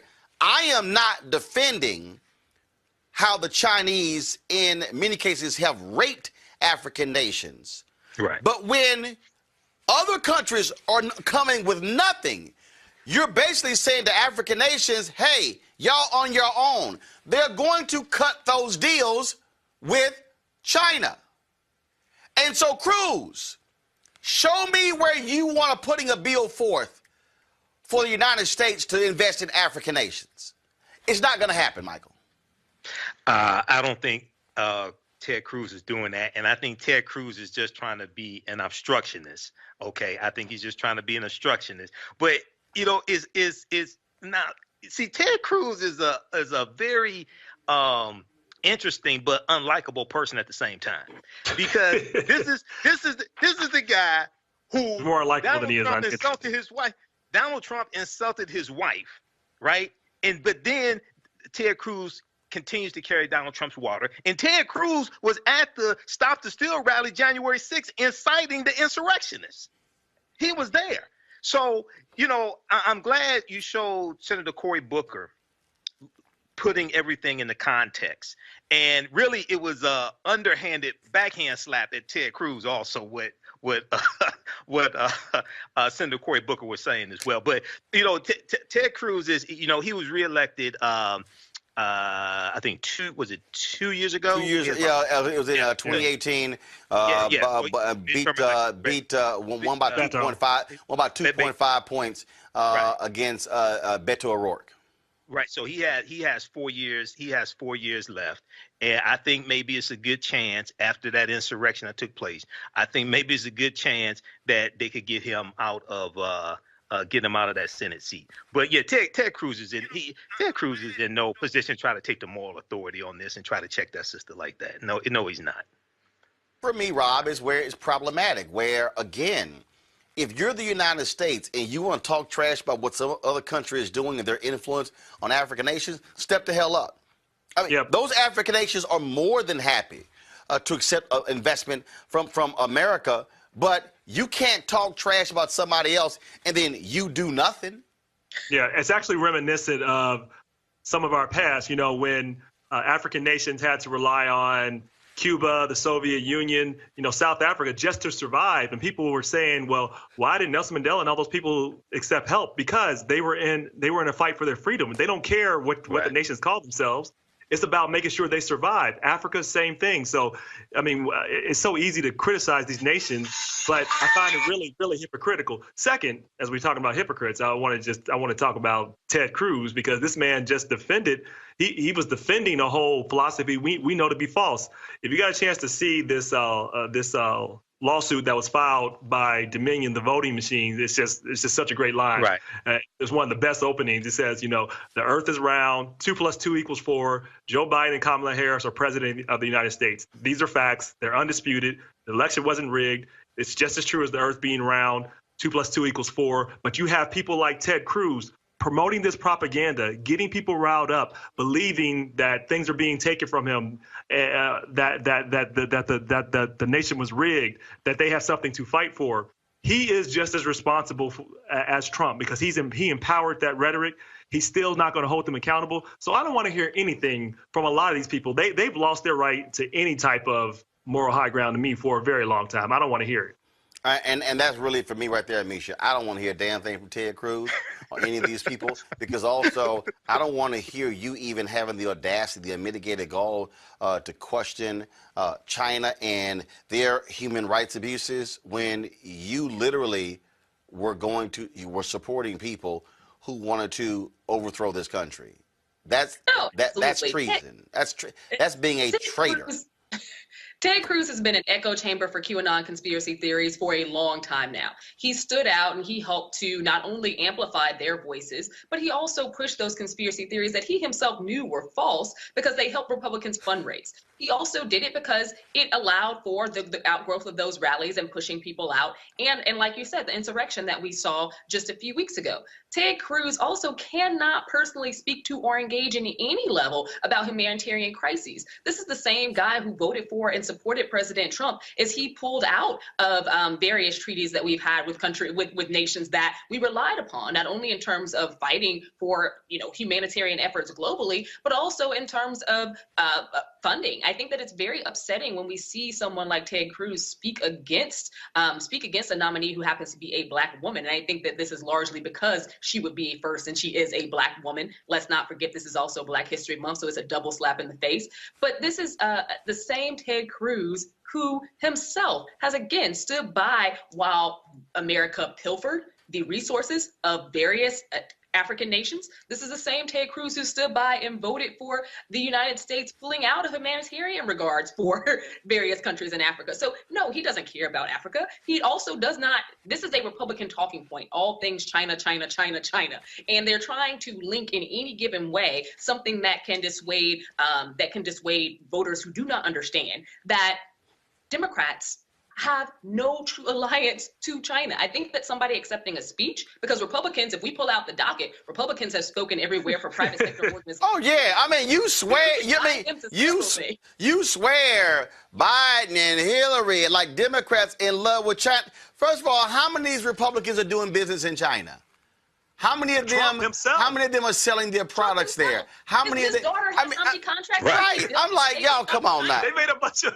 I mean, they're all full of it. They're all full of it. They're just such great marketers, though. What I have to give Republicans is they know how to market some shit, boy. They can make up some stuff and make people believe it, and they just make it up. I guess they have to be because their policies are so bad. But boy, we need to take a class in their marketing because they know how to do this. They really do. Yeah, no, they real good with the line. They real good with the line. Every single night, we've got some of the top black experts. You're not going to see them on cable news or broadcast news because you swear black people aren't experts when it comes to this health crisis. That's why we have this show and why we do what we do every day on Roland Martin Unfiltered. Joining us right now is retired General Russell Honore, the nation's first black Surgeon General, Dr. Joycelyn Elders. John Hope Bryant, he is the founder of Operation Hope. Senator Kamala Harris of California, Dr. Sadrina Calder, retired General Lloyd Austin, Congresswoman Karen Bass, Commissioner Omari Hardy, Bureau President in Brooklyn, Eric Adams, Dr. Joseph Graves, America's Wealth Coach, Deborah Owens, Dr. Corey Hebert, Fatal Salt, Howard University student, Pastor Jamal Bryant, Dr.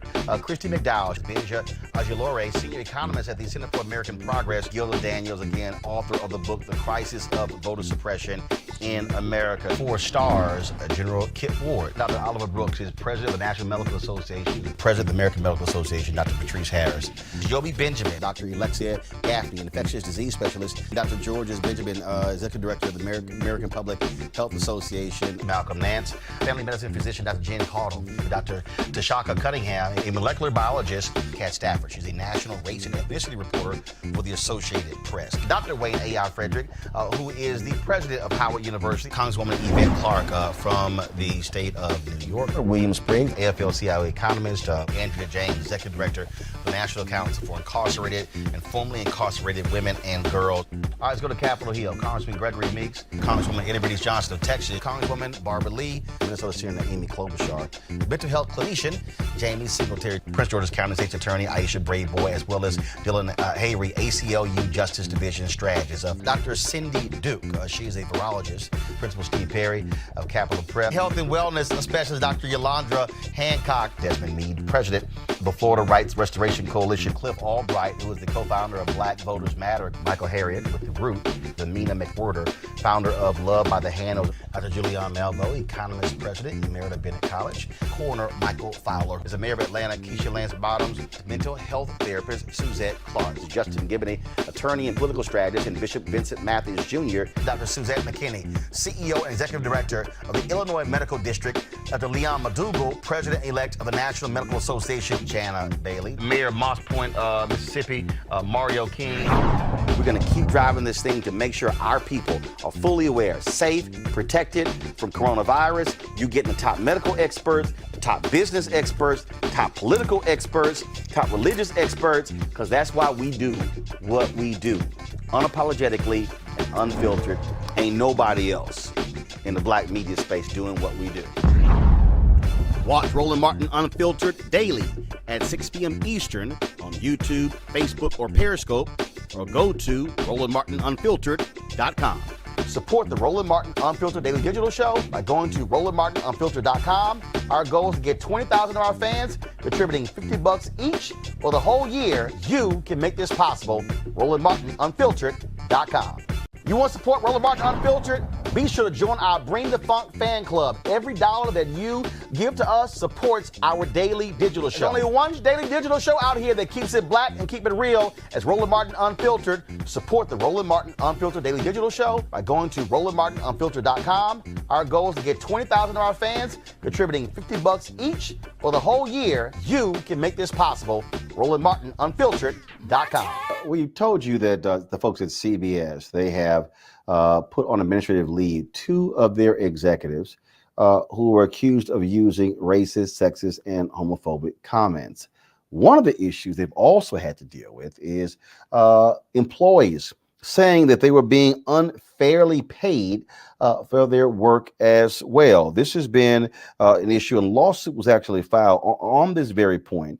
And in fact, remember we had a former CBS employee last week who was on, who talked about Don Champion. His whole livelihood was based on whether or not he would, of course, get assignments when he was a freelancer. And so what's interesting about this is that a former freelancer is suing, of course, CBS. And the station is based in Fort Lauderdale, WFOR Channel 4. She claims the station engaged in wage discrimination as well as gender discrimination. Okay, so let's talk about this right now with Sylvia Harper-Sheehan, also Peter Hugaward, who is her attorney as well. Folks, how you doing? Very well. All right, let's Sylvia. So lay out for us first the basis of your lawsuit, because we've heard others. Again, Don Champion talked about, again, the executives, if they didn't like him, that determined whether or not he got money, whether he would get assignments. And we've heard others. I'm the vice president digital for the National Association of Black Journalists. We've heard others talk about how the use of freelancers was keeping folks from being able to earn a living, and some people were freelancing for more than a decade. Yeah, it's a problem that you don't realize is so widespread because you're so, as a journalist, focused on doing your job and making sure that you do it so well so that you get called back. So this idea of creating instability in your life and put you in a survival mode so that you don't necessarily question what's going on around you. I worked at CBS Miami for 7 years. I was praised and promoted only by title. And in those 7 years, job openings came and went, and I was never offered a full-time position. Other people were hired. And when I asked about it, I was told the position isn't available to you. And when I was asked about a raise potentially on my day rate, I was told that the money isn't available to you. And this went on for 7 years. And you don't think to ask because, well, this is what we want to do. And we do it because this is what we love. This is our dream. But 7 years is a long time. And when I think back, there were so many people that were working as freelancers, writers, producers, assignment desk editors, all of us for more than 3 years at a time, some people for a decade. And to be honest with you, I am nervous being here, even though I took legal action and my attorney's joining on this call. It's scary because the way CBS has managed from the top down, it trickles down into the local newsroom, and the message was always very clear: speak up, or put it in writing, or ask questions, go to HR or business department. The consequences are severe. The bullying and the retaliation is severe. You're either not going to be scheduled, or if you are, you're not going to get the assignments that you rightfully have worked for or deserve. I've spoken to dozens of people out of WCBS, KPEX, out of KCBS. Some people were fired and let go because they asked questions about their time cards. And the issue is that CBS blatantly and bluntly told all of us to write a flat 8 hours on our time cards, regardless of whether we worked for more than 8 or not. So when you think about it, if I'm covering a hurricane, which I did on multiple occasions, and I'm working 18 hours for 5-6 days in a row, I'm getting a flat rate of 8 hours day pay. And when that happens over and over again, the economic disparities and the difficulties are very difficult to overcome. Personally, I and this is embarrassing to admit on some level, but I could no longer afford my car to make my car payment. So I had to turn my lease in, and I had to buy a scooter to get to work. I've talked to several people out of WCBS. There was a person who was getting paid $80 a day in New York, $80 a day. And how are you supposed to survive? And when you hear these stories, and I hear these stories because after the lawsuit, dozens of people have called me and have told me their stories. And you hear them over and over again. You realize you're not the only one who was passed over for a job. You're not the only one who was put in that kind of position. So I thought it was extremely important to speak up and stand up and do something about it. Peter, share with us, what you learned, because what Silva's laying out, I mean, is shocking and stunning. And $80 in New York City, Jesus, that's $10 an hour for 8 hours. And if you're working 10, 12, 14 hours, but you're only getting paid for 8? The contention of CBS has been throughout the litigation that these independent television stations are operated with collective bargaining agreements. In Silva's case, there was no collective bargaining agreement through an organization that is SAG-AFTRA. And the SAG-AFTRA union contracts have been negotiated, but frequently there's a per diem rate, and the stations are somewhat different in how they approach their day rate. For example, the KCBS Los Angeles, their anchors are paid a day rate. In Miami, I think Silva was only paid $210 for a day for an extended period of time. And this certainly creates issues. We have advanced her lawsuit under the Fair Labor Standards Act and the Equal Pay Act, alleging violations of both of these statutes, and also Title VII for gender discrimination and age discrimination. And a lot of the people that I have spoken to who have come forward as witnesses are scared because of the retaliation that they may face, of fear of being blackballed in the industry.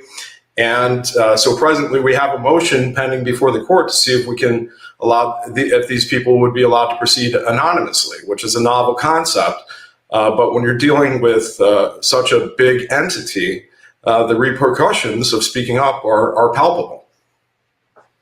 That point right there, Silva, is the fear. The fear, if I sue, I'm going to be blackballed.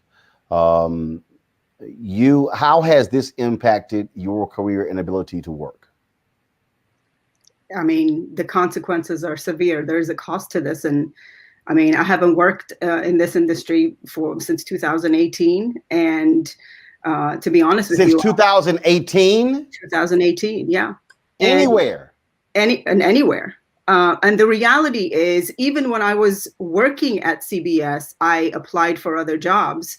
But you know what the question is why have you been working at this station for 7 years as a freelancer? Why were you not made a full-time employee? Insinuating that there is some backstory or some other reason why I was not hired. So this perception that there must be something there, not realizing that this is just a cost-cutting measure at the expense of the people who literally show up on a daily basis and do the work of 6 people in a newsroom. You know, as an employee at CBS, I produced stories for other people to voice in front. I showed up to report on a daily basis, so 5 days a week, sometimes 6 in a row. And then I write for digital, and then I do social media, and then I write for the magazine. All of that is not an 8-hour job. And to be truthful, you know, I put my entire life into this business. I was born in the Middle East. I got to this country when I was 14 years old. I learned to speak English as a sophomore in high school. And to think that I have put everything I have had into building a career and trying to move up the ladder the right way, and to end up in a situation where I have to make a decision between the career I've built and my integrity as a journalist, because How could I ever ask anyone in the street to put their to risk their life, to put their livelihood on the line, to put their face on camera to tell a story when I can't even do that in my own life? So I grappled and struggled with the integrity of being a journalist, and the cost has been,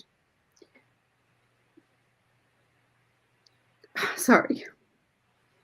I understand. Take your time. Take your time. Sorry. And the reality of it is, since the news broke and this has been made public, and let me just go back and say, I tried to address this with management at the local level. And because of the way this leadership with the two people that now are on administrative leave, the way they've emboldened and encouraged leadership on the local level to be, there are no consequences, right, to their actions. So this trickle-down effect is real. So people are walking on eggshells. People who worked at CBS a decade ago I've talked to them in person, and I've got names and stories dating back a decade ago, and they're still afraid to come forward and tell their stories because of the fear of retaliation. And the reality is, it's not enough to hold those two people accountable. We have to address this trickle-down effect on the local level, where management is able to get away with anything. You know, part of the reason I came forward and that is because I tried to address this with my manager. And then after I left in 2018, I did file a complaint during that investigation, and nothing happened. I filed an EEOC complaint, but really the last thing that happened to me was that as a reporter, I was sent on assignment and I was sexually assaulted on assignment. And when my complaints and concerns were ignored by the manager who sent me to that assignment, which was, and Roland, you can appreciate this, to go cover a story at the public parking lot of a football game at the Dolphin Stadium, where for 13 hours, people have been tailgating and drinking, and to do a live shot at 11 o'clock. And when I addressed my concerns to be put in that kind of circumstance, I was told, are you refusing to do your job? And seconds before a live shot, my ass is smacked, I'm groped and touched inappropriately. And when I complain, and again, I'm told, are you trying to say you're refusing to do your job? And sent back to the same circumstances for the second time 3 weeks later. And when I finally took it to my female news director, her response to that kind of environment was to stop complaining and to stop whining.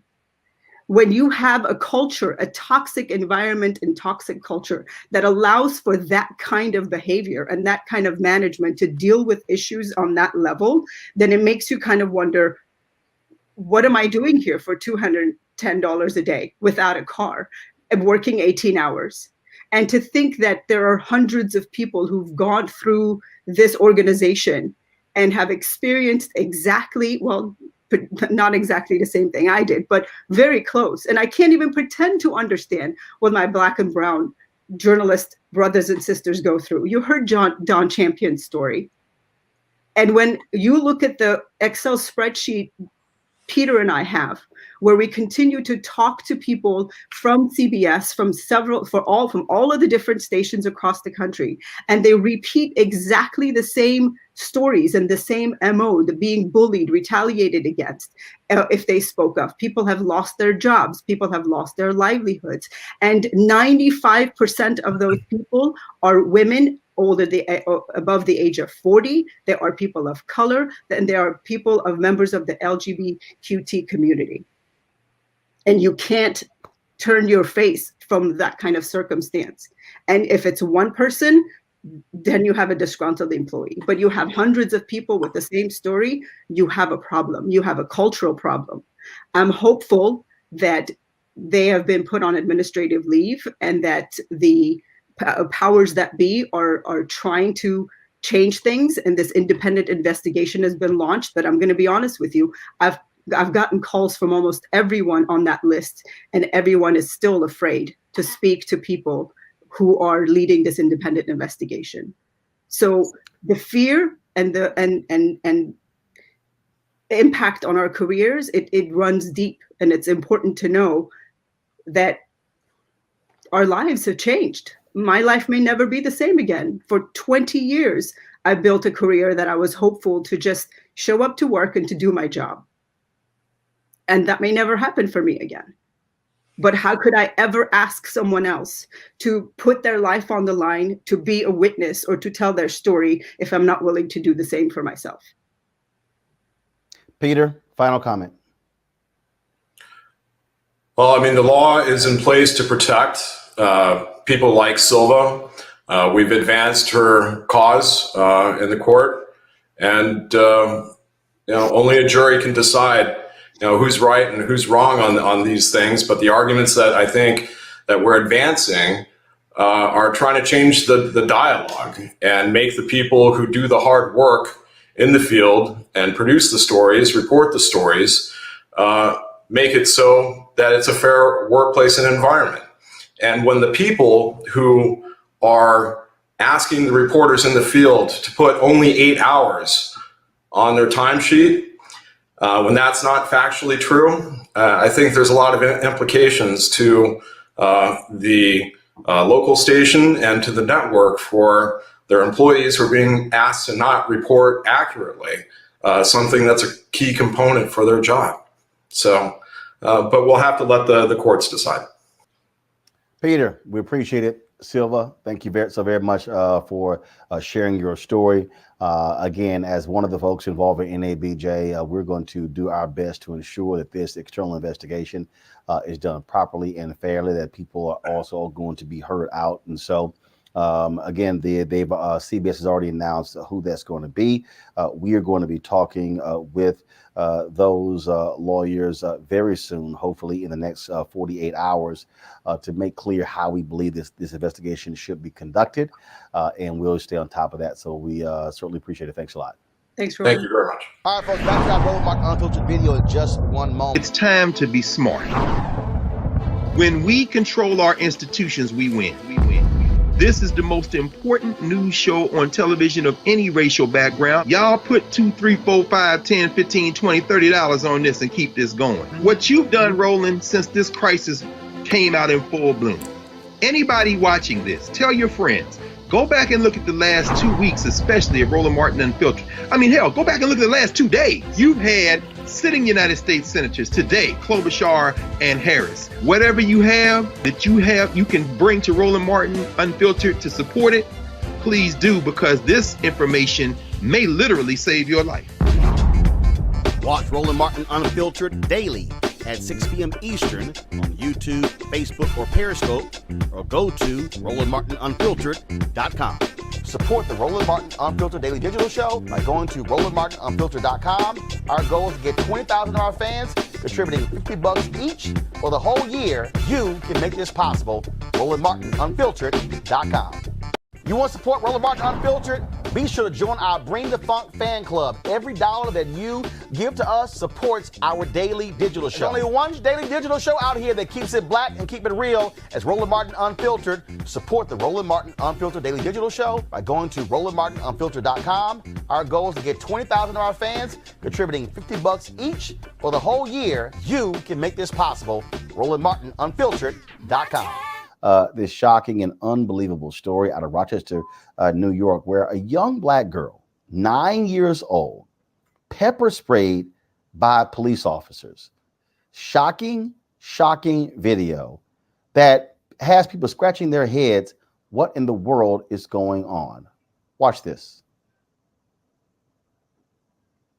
No, I want my dad. You're not gonna run off. I want my dad.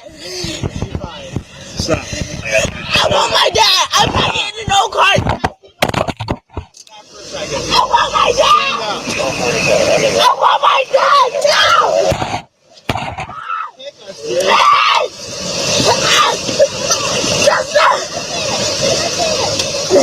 Stop. Oh my God. done? Mom, I'm pregnant. Oh, yes, please. Stop.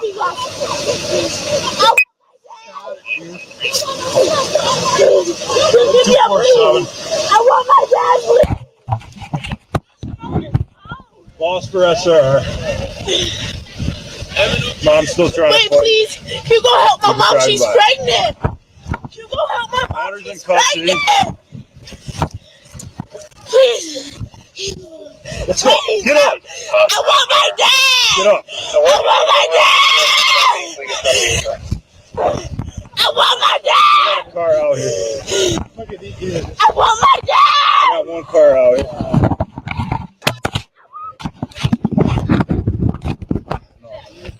Mom's. I'm ready to take mom to jail too. Okay, but you need to get warm.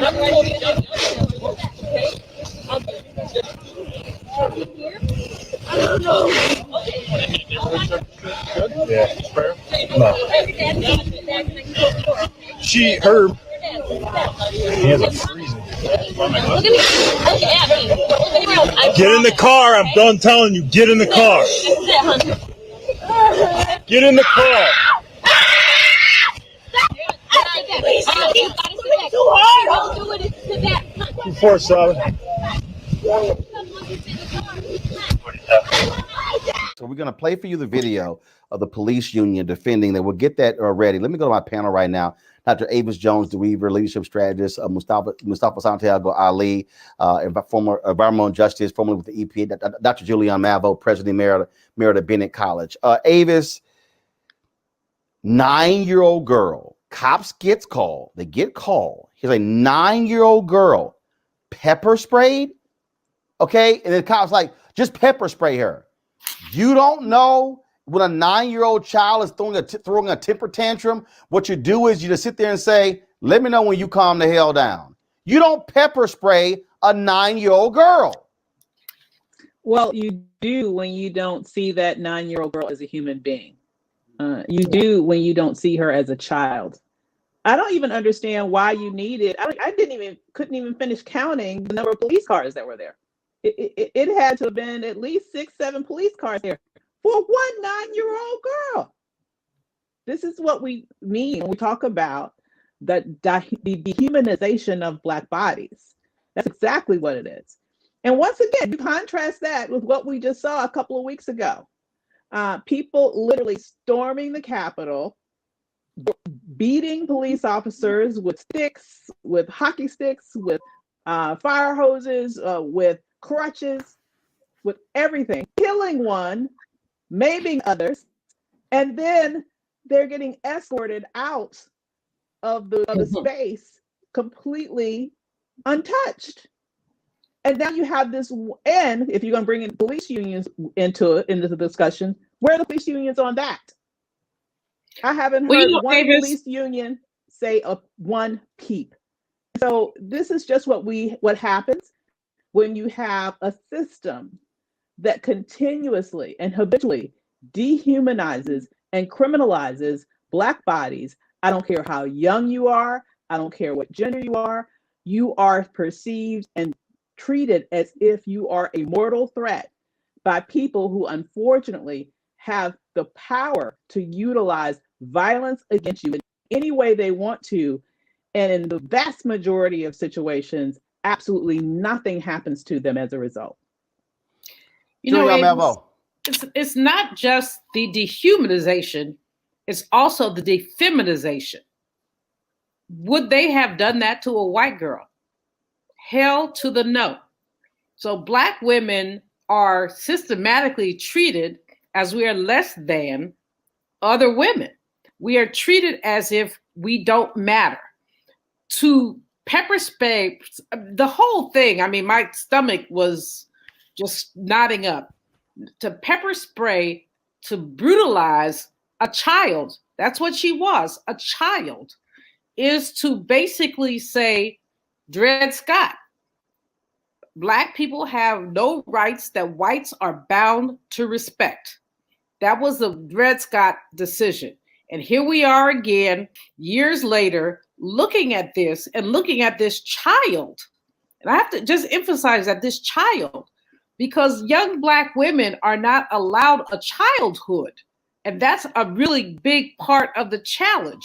Remember the young girl who was pulled by her braids, her dreadlocks, by a police officer in Florida.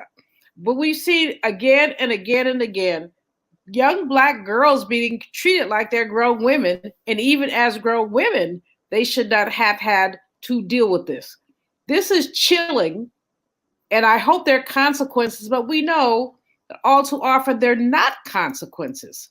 That people get to do whatever they want to do to Black people in general and Black women in particular, and there tend to be no legal consequences to their abrupt, insane behavior.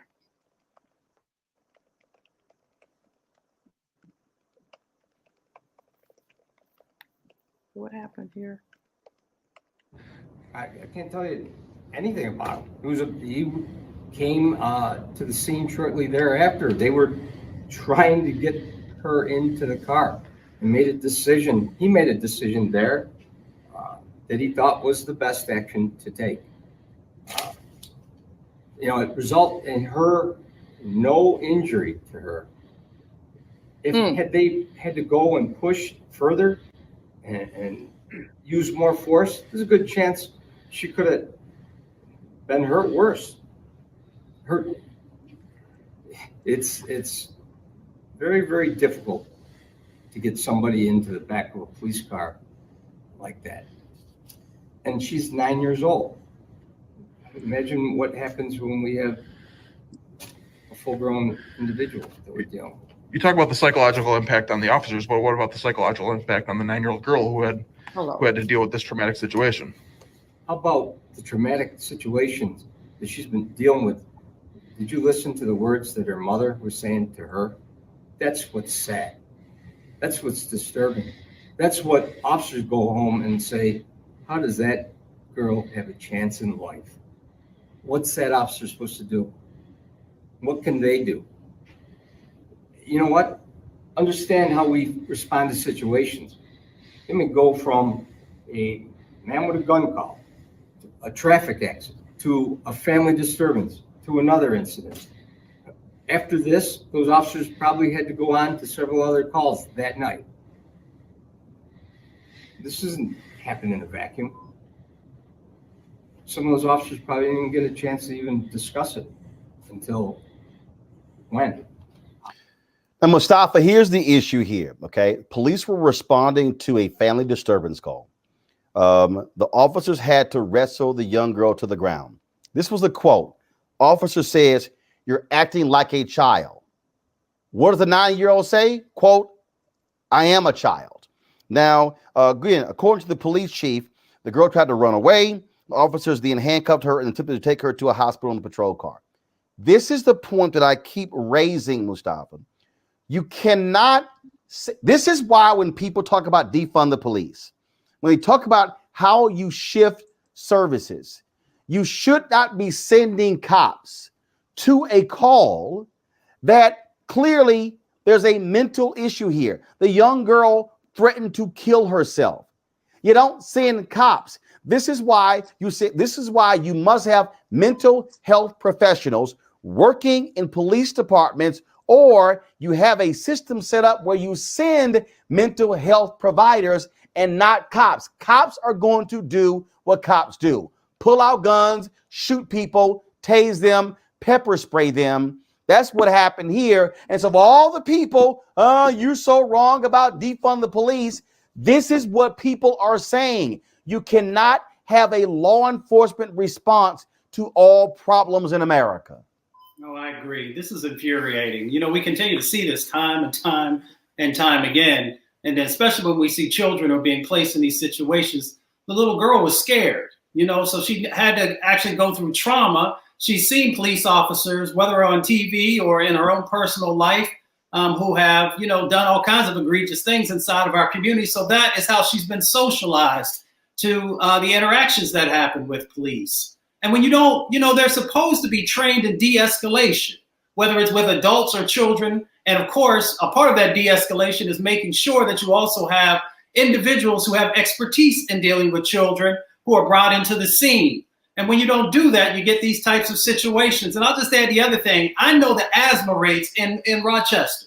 And I know that many Black and brown children have asthma. So when you start pepper spraying children who may or may not have asthma, you are also putting them in a life and death situation. So not only have you impacted her, from a mental health side of the equation, dealing with the trauma from these police officers, that he just got through talking about, well, what's the situation going to be like, when someone's an adult?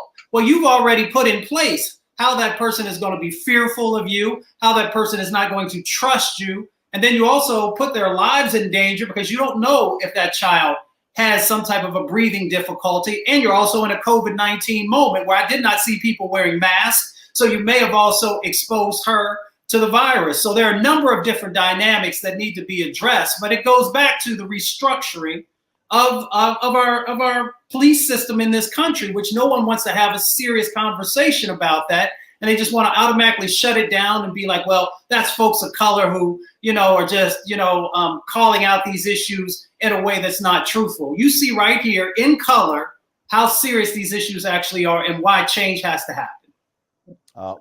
This is the thing over and over and over again, Avis. It keeps happening. And again, I go back to so many examples. Kajima Powell in St. Louis, the young man who was playing with a screwdriver there in Dallas. In fact, Rochester, this is the same police department where they put the bag over the head of the mentally disturbed brother and suffocated him. Same police department that led to massive resignations. Well, it looks like that not enough people resigned, right? I mean, it seems like to me that police department needs to be cleared out. There needs to be a cleaning house in that space. Maybe there needs to be a Department of Justice investigation into that police department and have it operate under some sort of consent decree such that it can treat the community to which it has sworn to protect and serve as an entity that actually does protect and serve those citizens. Some deep-rooted clean out. I mean, it seems to me this might be a situation where everybody needs to be fired and they need to hire people back one by one based on better qualifications, better criteria, because clearly there is a systemic problem with that police department in terms of how it interacts with the community in a very violent and inhumane way.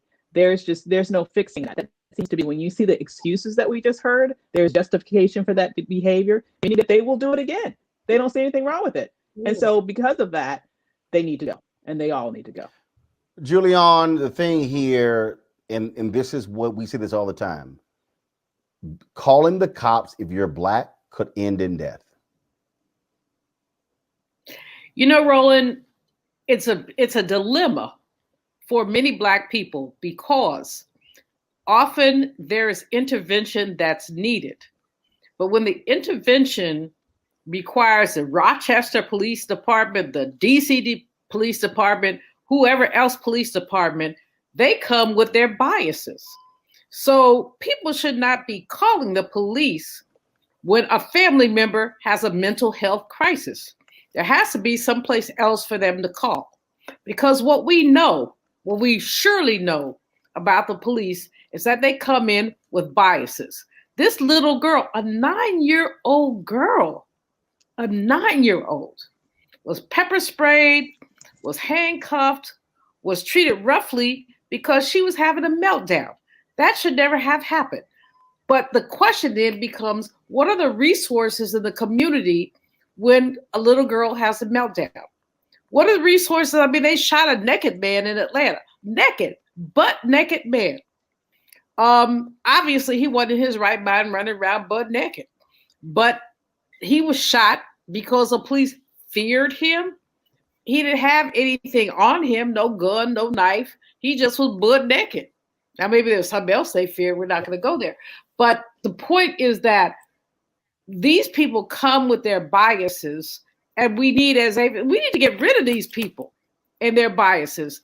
If you cannot deal with empathy and humanity, then you should not be on a police force. And with a 9-year-old girl, I keep saying that, it hurts me to my soul, a little girl who is in a mental health crisis. Because I don't know what's going on in her house, in her household, but she's in a crisis. So you pepper spray her and handcuff her? You don't have anybody to talk to her? Who are these people? What are these people? And why are these people on a public payroll? All right, folks, back to our Roland Martin Unfiltered video in just one moment. It's time to be smart. When we control our institutions, we win. This is the most important news show on television of any racial background. Y'all put $2, $3, $4, $5, $10, $15, $20, $30 on this and keep this going. What you've done, Roland, since this crisis came out in full bloom. Anybody watching this, tell your friends. Go back and look at the last 2 weeks, especially of Roland Martin Unfiltered. I mean, hell, go back and look at the last 2 days. You've had sitting United States senators today, Klobuchar and Harris. Whatever you have that you can bring to Roland Martin Unfiltered to support it, please do, because this information may literally save your life. Watch Roland Martin Unfiltered daily at 6 p.m. Eastern on YouTube, Facebook, or Periscope, or go to RolandMartinUnfiltered.com. It's our daily digital show. There's only one daily digital show out here that keeps it black and keep it real. As Roland Martin Unfiltered. Support the Roland Martin Unfiltered daily digital show by going to RolandMartinUnfiltered.com. Our goal is to get 20,000 of our fans contributing $50 each for the whole year. You can make this possible. RolandMartinUnfiltered.com. I do got to get your reaction to what we just talked about. The pepper spraying of a 9-year-old girl. Mom calls the cops. The girl was threatening to kill herself. The cop says, "You're acting like a little child." And she says, "I am a child." Right. I am a child. Yeah.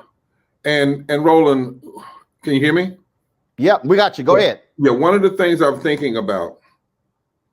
So you pepper spray a 9-year-old girl who's in a mental crisis, but you don't pepper spray grown folk that aren't crazy who storm the Capitol with guns and beat people with fire hydrants and kill people. And I mean, just think about that for a moment, y'all. Yeah, no pepper spray was used on the U.S. Capitol, and they were storming the Capitol, tossing aside barricades, beating people with flags. Yeah. And you talk to them. I mean, that's what's, I'm real close to saying words I try not to say when I'm listening to this. So the grown folk, the grown white folk come in, they're climbing walls, they're using all kinds of barricades. They are beating people, hitting them with, flagpoles and fire hydrants. They're carrying zip ties. They are saying they're coming to lynch somebody, telling you what they're going to do. We're coming to lynch. We're coming to hurt. We're coming to destroy. No pepper spray. What we saw was folks saying, "Hey, how you doing? This is your house. Oh, by the way, come on in." Then we hear a 9-year-old girl. I mean, the reality is, this is what I think. I don't think any of this is going to stop until, number one, we can actually bring not local, but federal charges for murder and felony assault that have large penalties against police without any way they can get around it. Number two, we are going to have insurance companies say, "We will no longer insure your police agency and pay people off if you're engaged in this kind of racist activity." And number three, when we talk about defunding, I've been thinking about this. There's a process. It's not what everybody wants yet, but there is a process for defunding already in place. It's called Title VI, Civil Rights Act of 1964. It said that anybody that gets federal money, that engages in discriminatory tactics, the federal government can defund them. Problem is, we haven't been doing it. Mm-hmm. You see what I'm saying? The law is there. It's inside. Now, it's not finally what Black Lives Matter. I'm not trying to suggest that, but I'm trying to say that until we can have that, they know they're not going to be left up to the local DAs. Federal charges for felony murder or for felony assault, number one. The private insurance companies that insure these folks saying, "We're not going to insure your company. You know, just like your insurance company, you can have life insurance, but if you go out and commit suicide, then they're not going to pay, right? So it should be the same way. If a police department, in essence, if you kill innocent people, you are committing a form of policy suicide, and we're not going to protect you. We will break your city, your county will just have to go broke because you have no business doing that. And thirdly, we should be using Title VI of the Civil Rights Act. I heard you say, Rochester, this is just another time they've done it before. We will pull your federal money, or you're going to fire the people and get this thing straight. That's what's going to. But look at again, and I'm about love and all that, Roland, but I didn't see no pepper spray. Maybe it was a few instances when it really got rough. But for the most part, I saw people fussing and cussing and running and breaking and trying, and it was not even a shot rang out. 1 million black people came to the Million Man March, and not one act of violence. 250,000 people came with the March on Washington, not one act of violence. We did 6 weeks in the Poor People's Campaign of actions at the Capitol and 43 other places around the country. And Roland, they arrested us every time for praying. You talk about going up the steps, they arrested us at the bottom of the steps. So I have no tolerance for this, and we've got to stop it. And it's only going to stop when people have penalty. And we can no longer leave it up to the local. It's got to be a federal penalty. And it's got to be harsh penalties for it. And we've got to pull the money back. All right, folks, back to our Roland Martin Unfiltered video in just one moment. It's time to be smart. When we control our institutions, we win. This is the most important news show on television of any racial background. Y'all put $2, $3, $4, $5, $10, $15, $20, $30 on this and keep this going. What you've done, Roland, since this crisis came out in full bloom. Anybody watching this, tell your friends, go back and look at the last 2 weeks, especially of Roland Martin Unfiltered. I mean, hell, go back and look at the last 2 days. You've had sitting United States senators today, Klobuchar and Harris. Whatever you can bring to Roland Martin Unfiltered to support it, please do, because this information may literally save your life. Watch Roland Martin Unfiltered daily at 6 p.m. Eastern on YouTube, Facebook, or Periscope, or go to RolandMartinUnfiltered.com. Support the Roland Martin Unfiltered Daily Digital Show by going to RolandMartinUnfiltered.com. Our goal is to get 20,000 of our fans contributing $50 each for the whole year. You can make this possible. RolandMartinUnfiltered.com. You want to support Roland Martin Unfiltered? Be sure to join our Bring the Funk fan club. Every dollar that you give to us supports our daily digital show. There's only one daily digital show out here that keeps it black and keep it real. As Roland Martin Unfiltered. Support the Roland Martin Unfiltered Daily Digital Show by going to RolandMartinUnfiltered.com. You can make this possible. Scott, I know you might be comfortable with them Trump people, but I just could not stand. I told y'all did I tell y'all what happened the first time they had a meeting at the White House with the TV anchors with Trump? You have a couple times. No, I didn't. But tell us again. No, I actually didn't. I don't think I told y'all this. Y'all, this is really a true story. Normally when the president walks into the room, everybody stands up. You're eager, Mr. President, good to meet you, good to see you. You walking over, all right. I ain't really had that feeling. He came into the room, all the other media people, Jake Tapper and did you stand up? Chuck Todd, and they all moved toward Lester Holt. They all moved toward Mr. President. I fell the hell back. I was like, well, he got walked past here anyway. So y'all think I'm lying. I did. I felt like, well, hell, he got to walk over here to get to his side of the table. I'm like, I ain't in no rush to shake his damn hand. And they all walk up there going, Mr. President, Mr. Trump. And I'm sitting there going, I can't call this some bitch, Mr. President. I just can't do it. Then I said, I can't call him Mr. Trump. I said, now we got a dilemma. Shit, what am I going to call him? So he making his way, he getting closer and closer. I'm like, damn, what am I going to call him? Then he finally gets up to me and I go, he stick his hand out. Good to see you. I go, hi.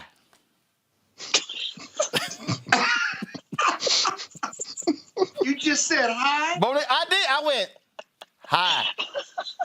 Monique, I'm not lying. I am not lying. My mouth. You never told this story. My mouth. Yeah, you never told this. I'm sharing it with others. My mouth could not fix itself to say. I couldn't. I ain't say Mr. President. I didn't say Mr. Trump. I didn't even say Donald. I went, hi. How you doing? That's all I said. Hi. That was it. Good to see you. And did he say anything back to you? That's all he said. Then he said, good to see you. I'm like, And then sat my ass at all the way at the end of the table. 3 black people. We were all over here on one side of the table. It was the 3 black people, the 3 that had Lester Holt sitting 2 seats from him. But they had me, Yamish, and we were like truly in the hood. But at least Scott Pelley and David Muir would have was over there in the hood as well. But y'all, I couldn't even say nothing. It was just I couldn't. It was just hi. You see, Roland, that was your opportunity to ask about the advertising. Nah, hell no. I couldn't. Look here. We need the money right now. We black. What room is it in? Where does black. the money reside? We black. I got the money. I ain't even gonna give y'all my response at the next meeting when Melania was there. Oh my goodness. I literally did one of them Bernie Macs. That look up and down like, why you here? Y'all don't understand. I had just disdain for them people.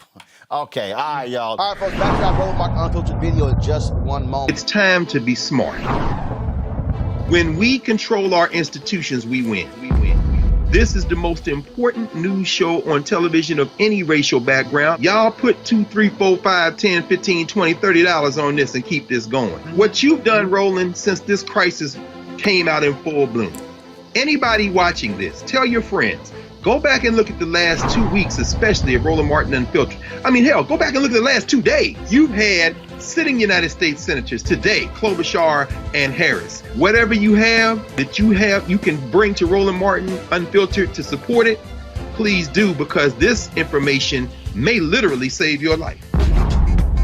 Watch Roland Martin Unfiltered daily at 6 p.m. Eastern on YouTube, Facebook, or Periscope, or go to RolandMartinUnfiltered.com. Support the Roland Martin Unfiltered Daily Digital Show by going to RolandMartinUnfiltered.com. Our goal is to get 20,000 of our fans contributing $50 each for the whole year. You can make this possible. RolandMartinUnfiltered.com. You want to support Roland Martin Unfiltered? Be sure to join our Bring the Funk fan club. Every dollar that you give to us supports our daily digital show. There's only one daily digital show out here that keeps it black and keep it real as Roland Martin Unfiltered. Support the Roland Martin Unfiltered Daily Digital Show by going to RolandMartinUnfiltered.com. You can make this possible. I got it. Robert, are you like me? Do you wake up feeling a little better knowing ignorant fools not in the White House? I mean, I was driving. I had to get here early this morning for this education thing, and I was driving, and I always drive by the old executive office building, and it was just like, damn, it feels nice not to have some dumbasses you got to wake up to every morning. I mean, am I the only one? Well, no, I think many people feel that way. Just the fact that I've gone several days since the inauguration and not watched any news and not thought about politics the entire day. And it's been great to not have to worry. Did the president tweet out something? Did the president try to invade Ohio? Did he make Miss San Diego the new Secretary of State? Anything could have happened, and that not existing anymore is very important. But despite that, it is important for us to stay vigilant on our government. Because remember, these folks were not our friends or allies. We were allies out of convenience. and now that the convenience, now that the mutual threat is over, I think Churchill once said that if Hitler was invading hell, then I would become allies with the devil. That's the position we are very much in with some of the people who are part of this coalition. And now that extant threat is over, it's time to make sure that we're not being left out as we move forward with the new administration, with the new policies, and ensure that the things that we got out there and voted for and fought for and marched for are actually being executed. Look, Monique, I agree with all that. That's fine. All I'm saying is just literally driving by the White House. I mean, you can feel the sanity return. I mean, I'm sitting there driving, and I was like, y'all smell that? Clean, fresh air. Not the funk of dumbass people. Not the stench of corruption. I am not lying.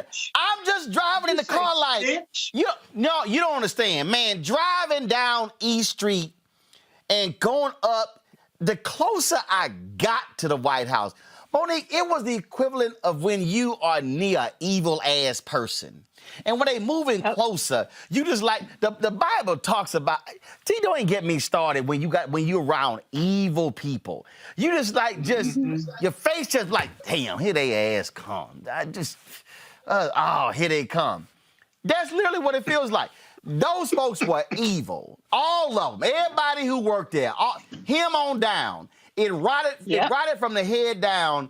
But just to have competent people, to watch a press briefing and they speaking in complete sentences.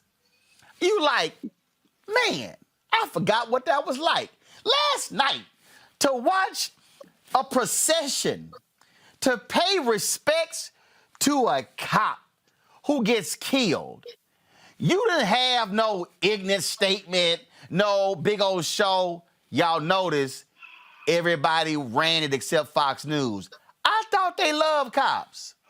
I'm just simply saying it is nice to wake up and not to wake up to an ignorant tweet from an ignorant fool who was married to an ignorant woman who they were all hired a bunch of ignorant ass people.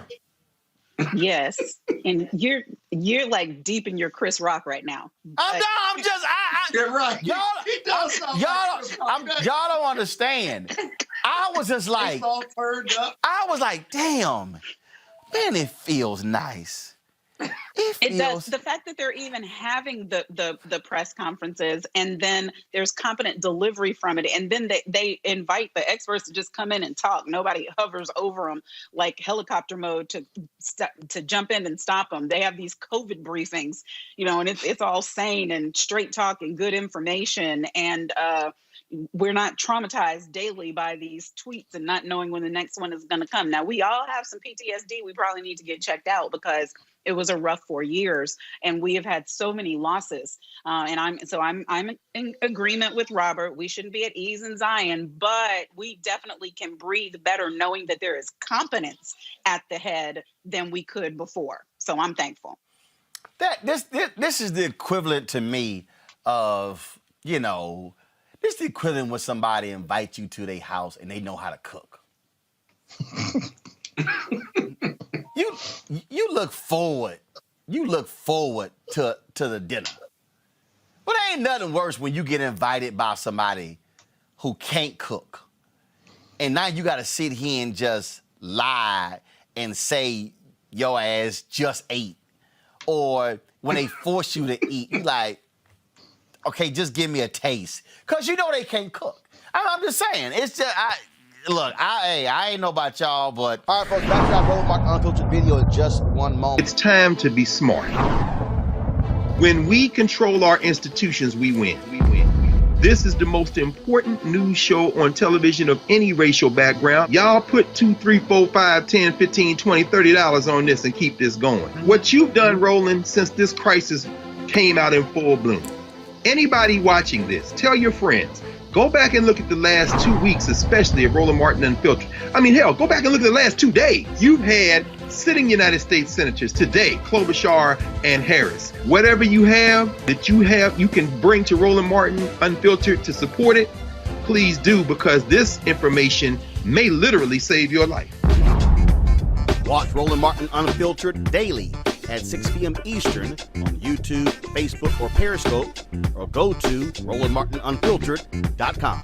Support the Roland Martin Unfiltered Daily Digital Show by going to RolandMartinUnfiltered.com. Our goal is to get 20,000 of our fans contributing $50 each for the whole year. You can make this possible.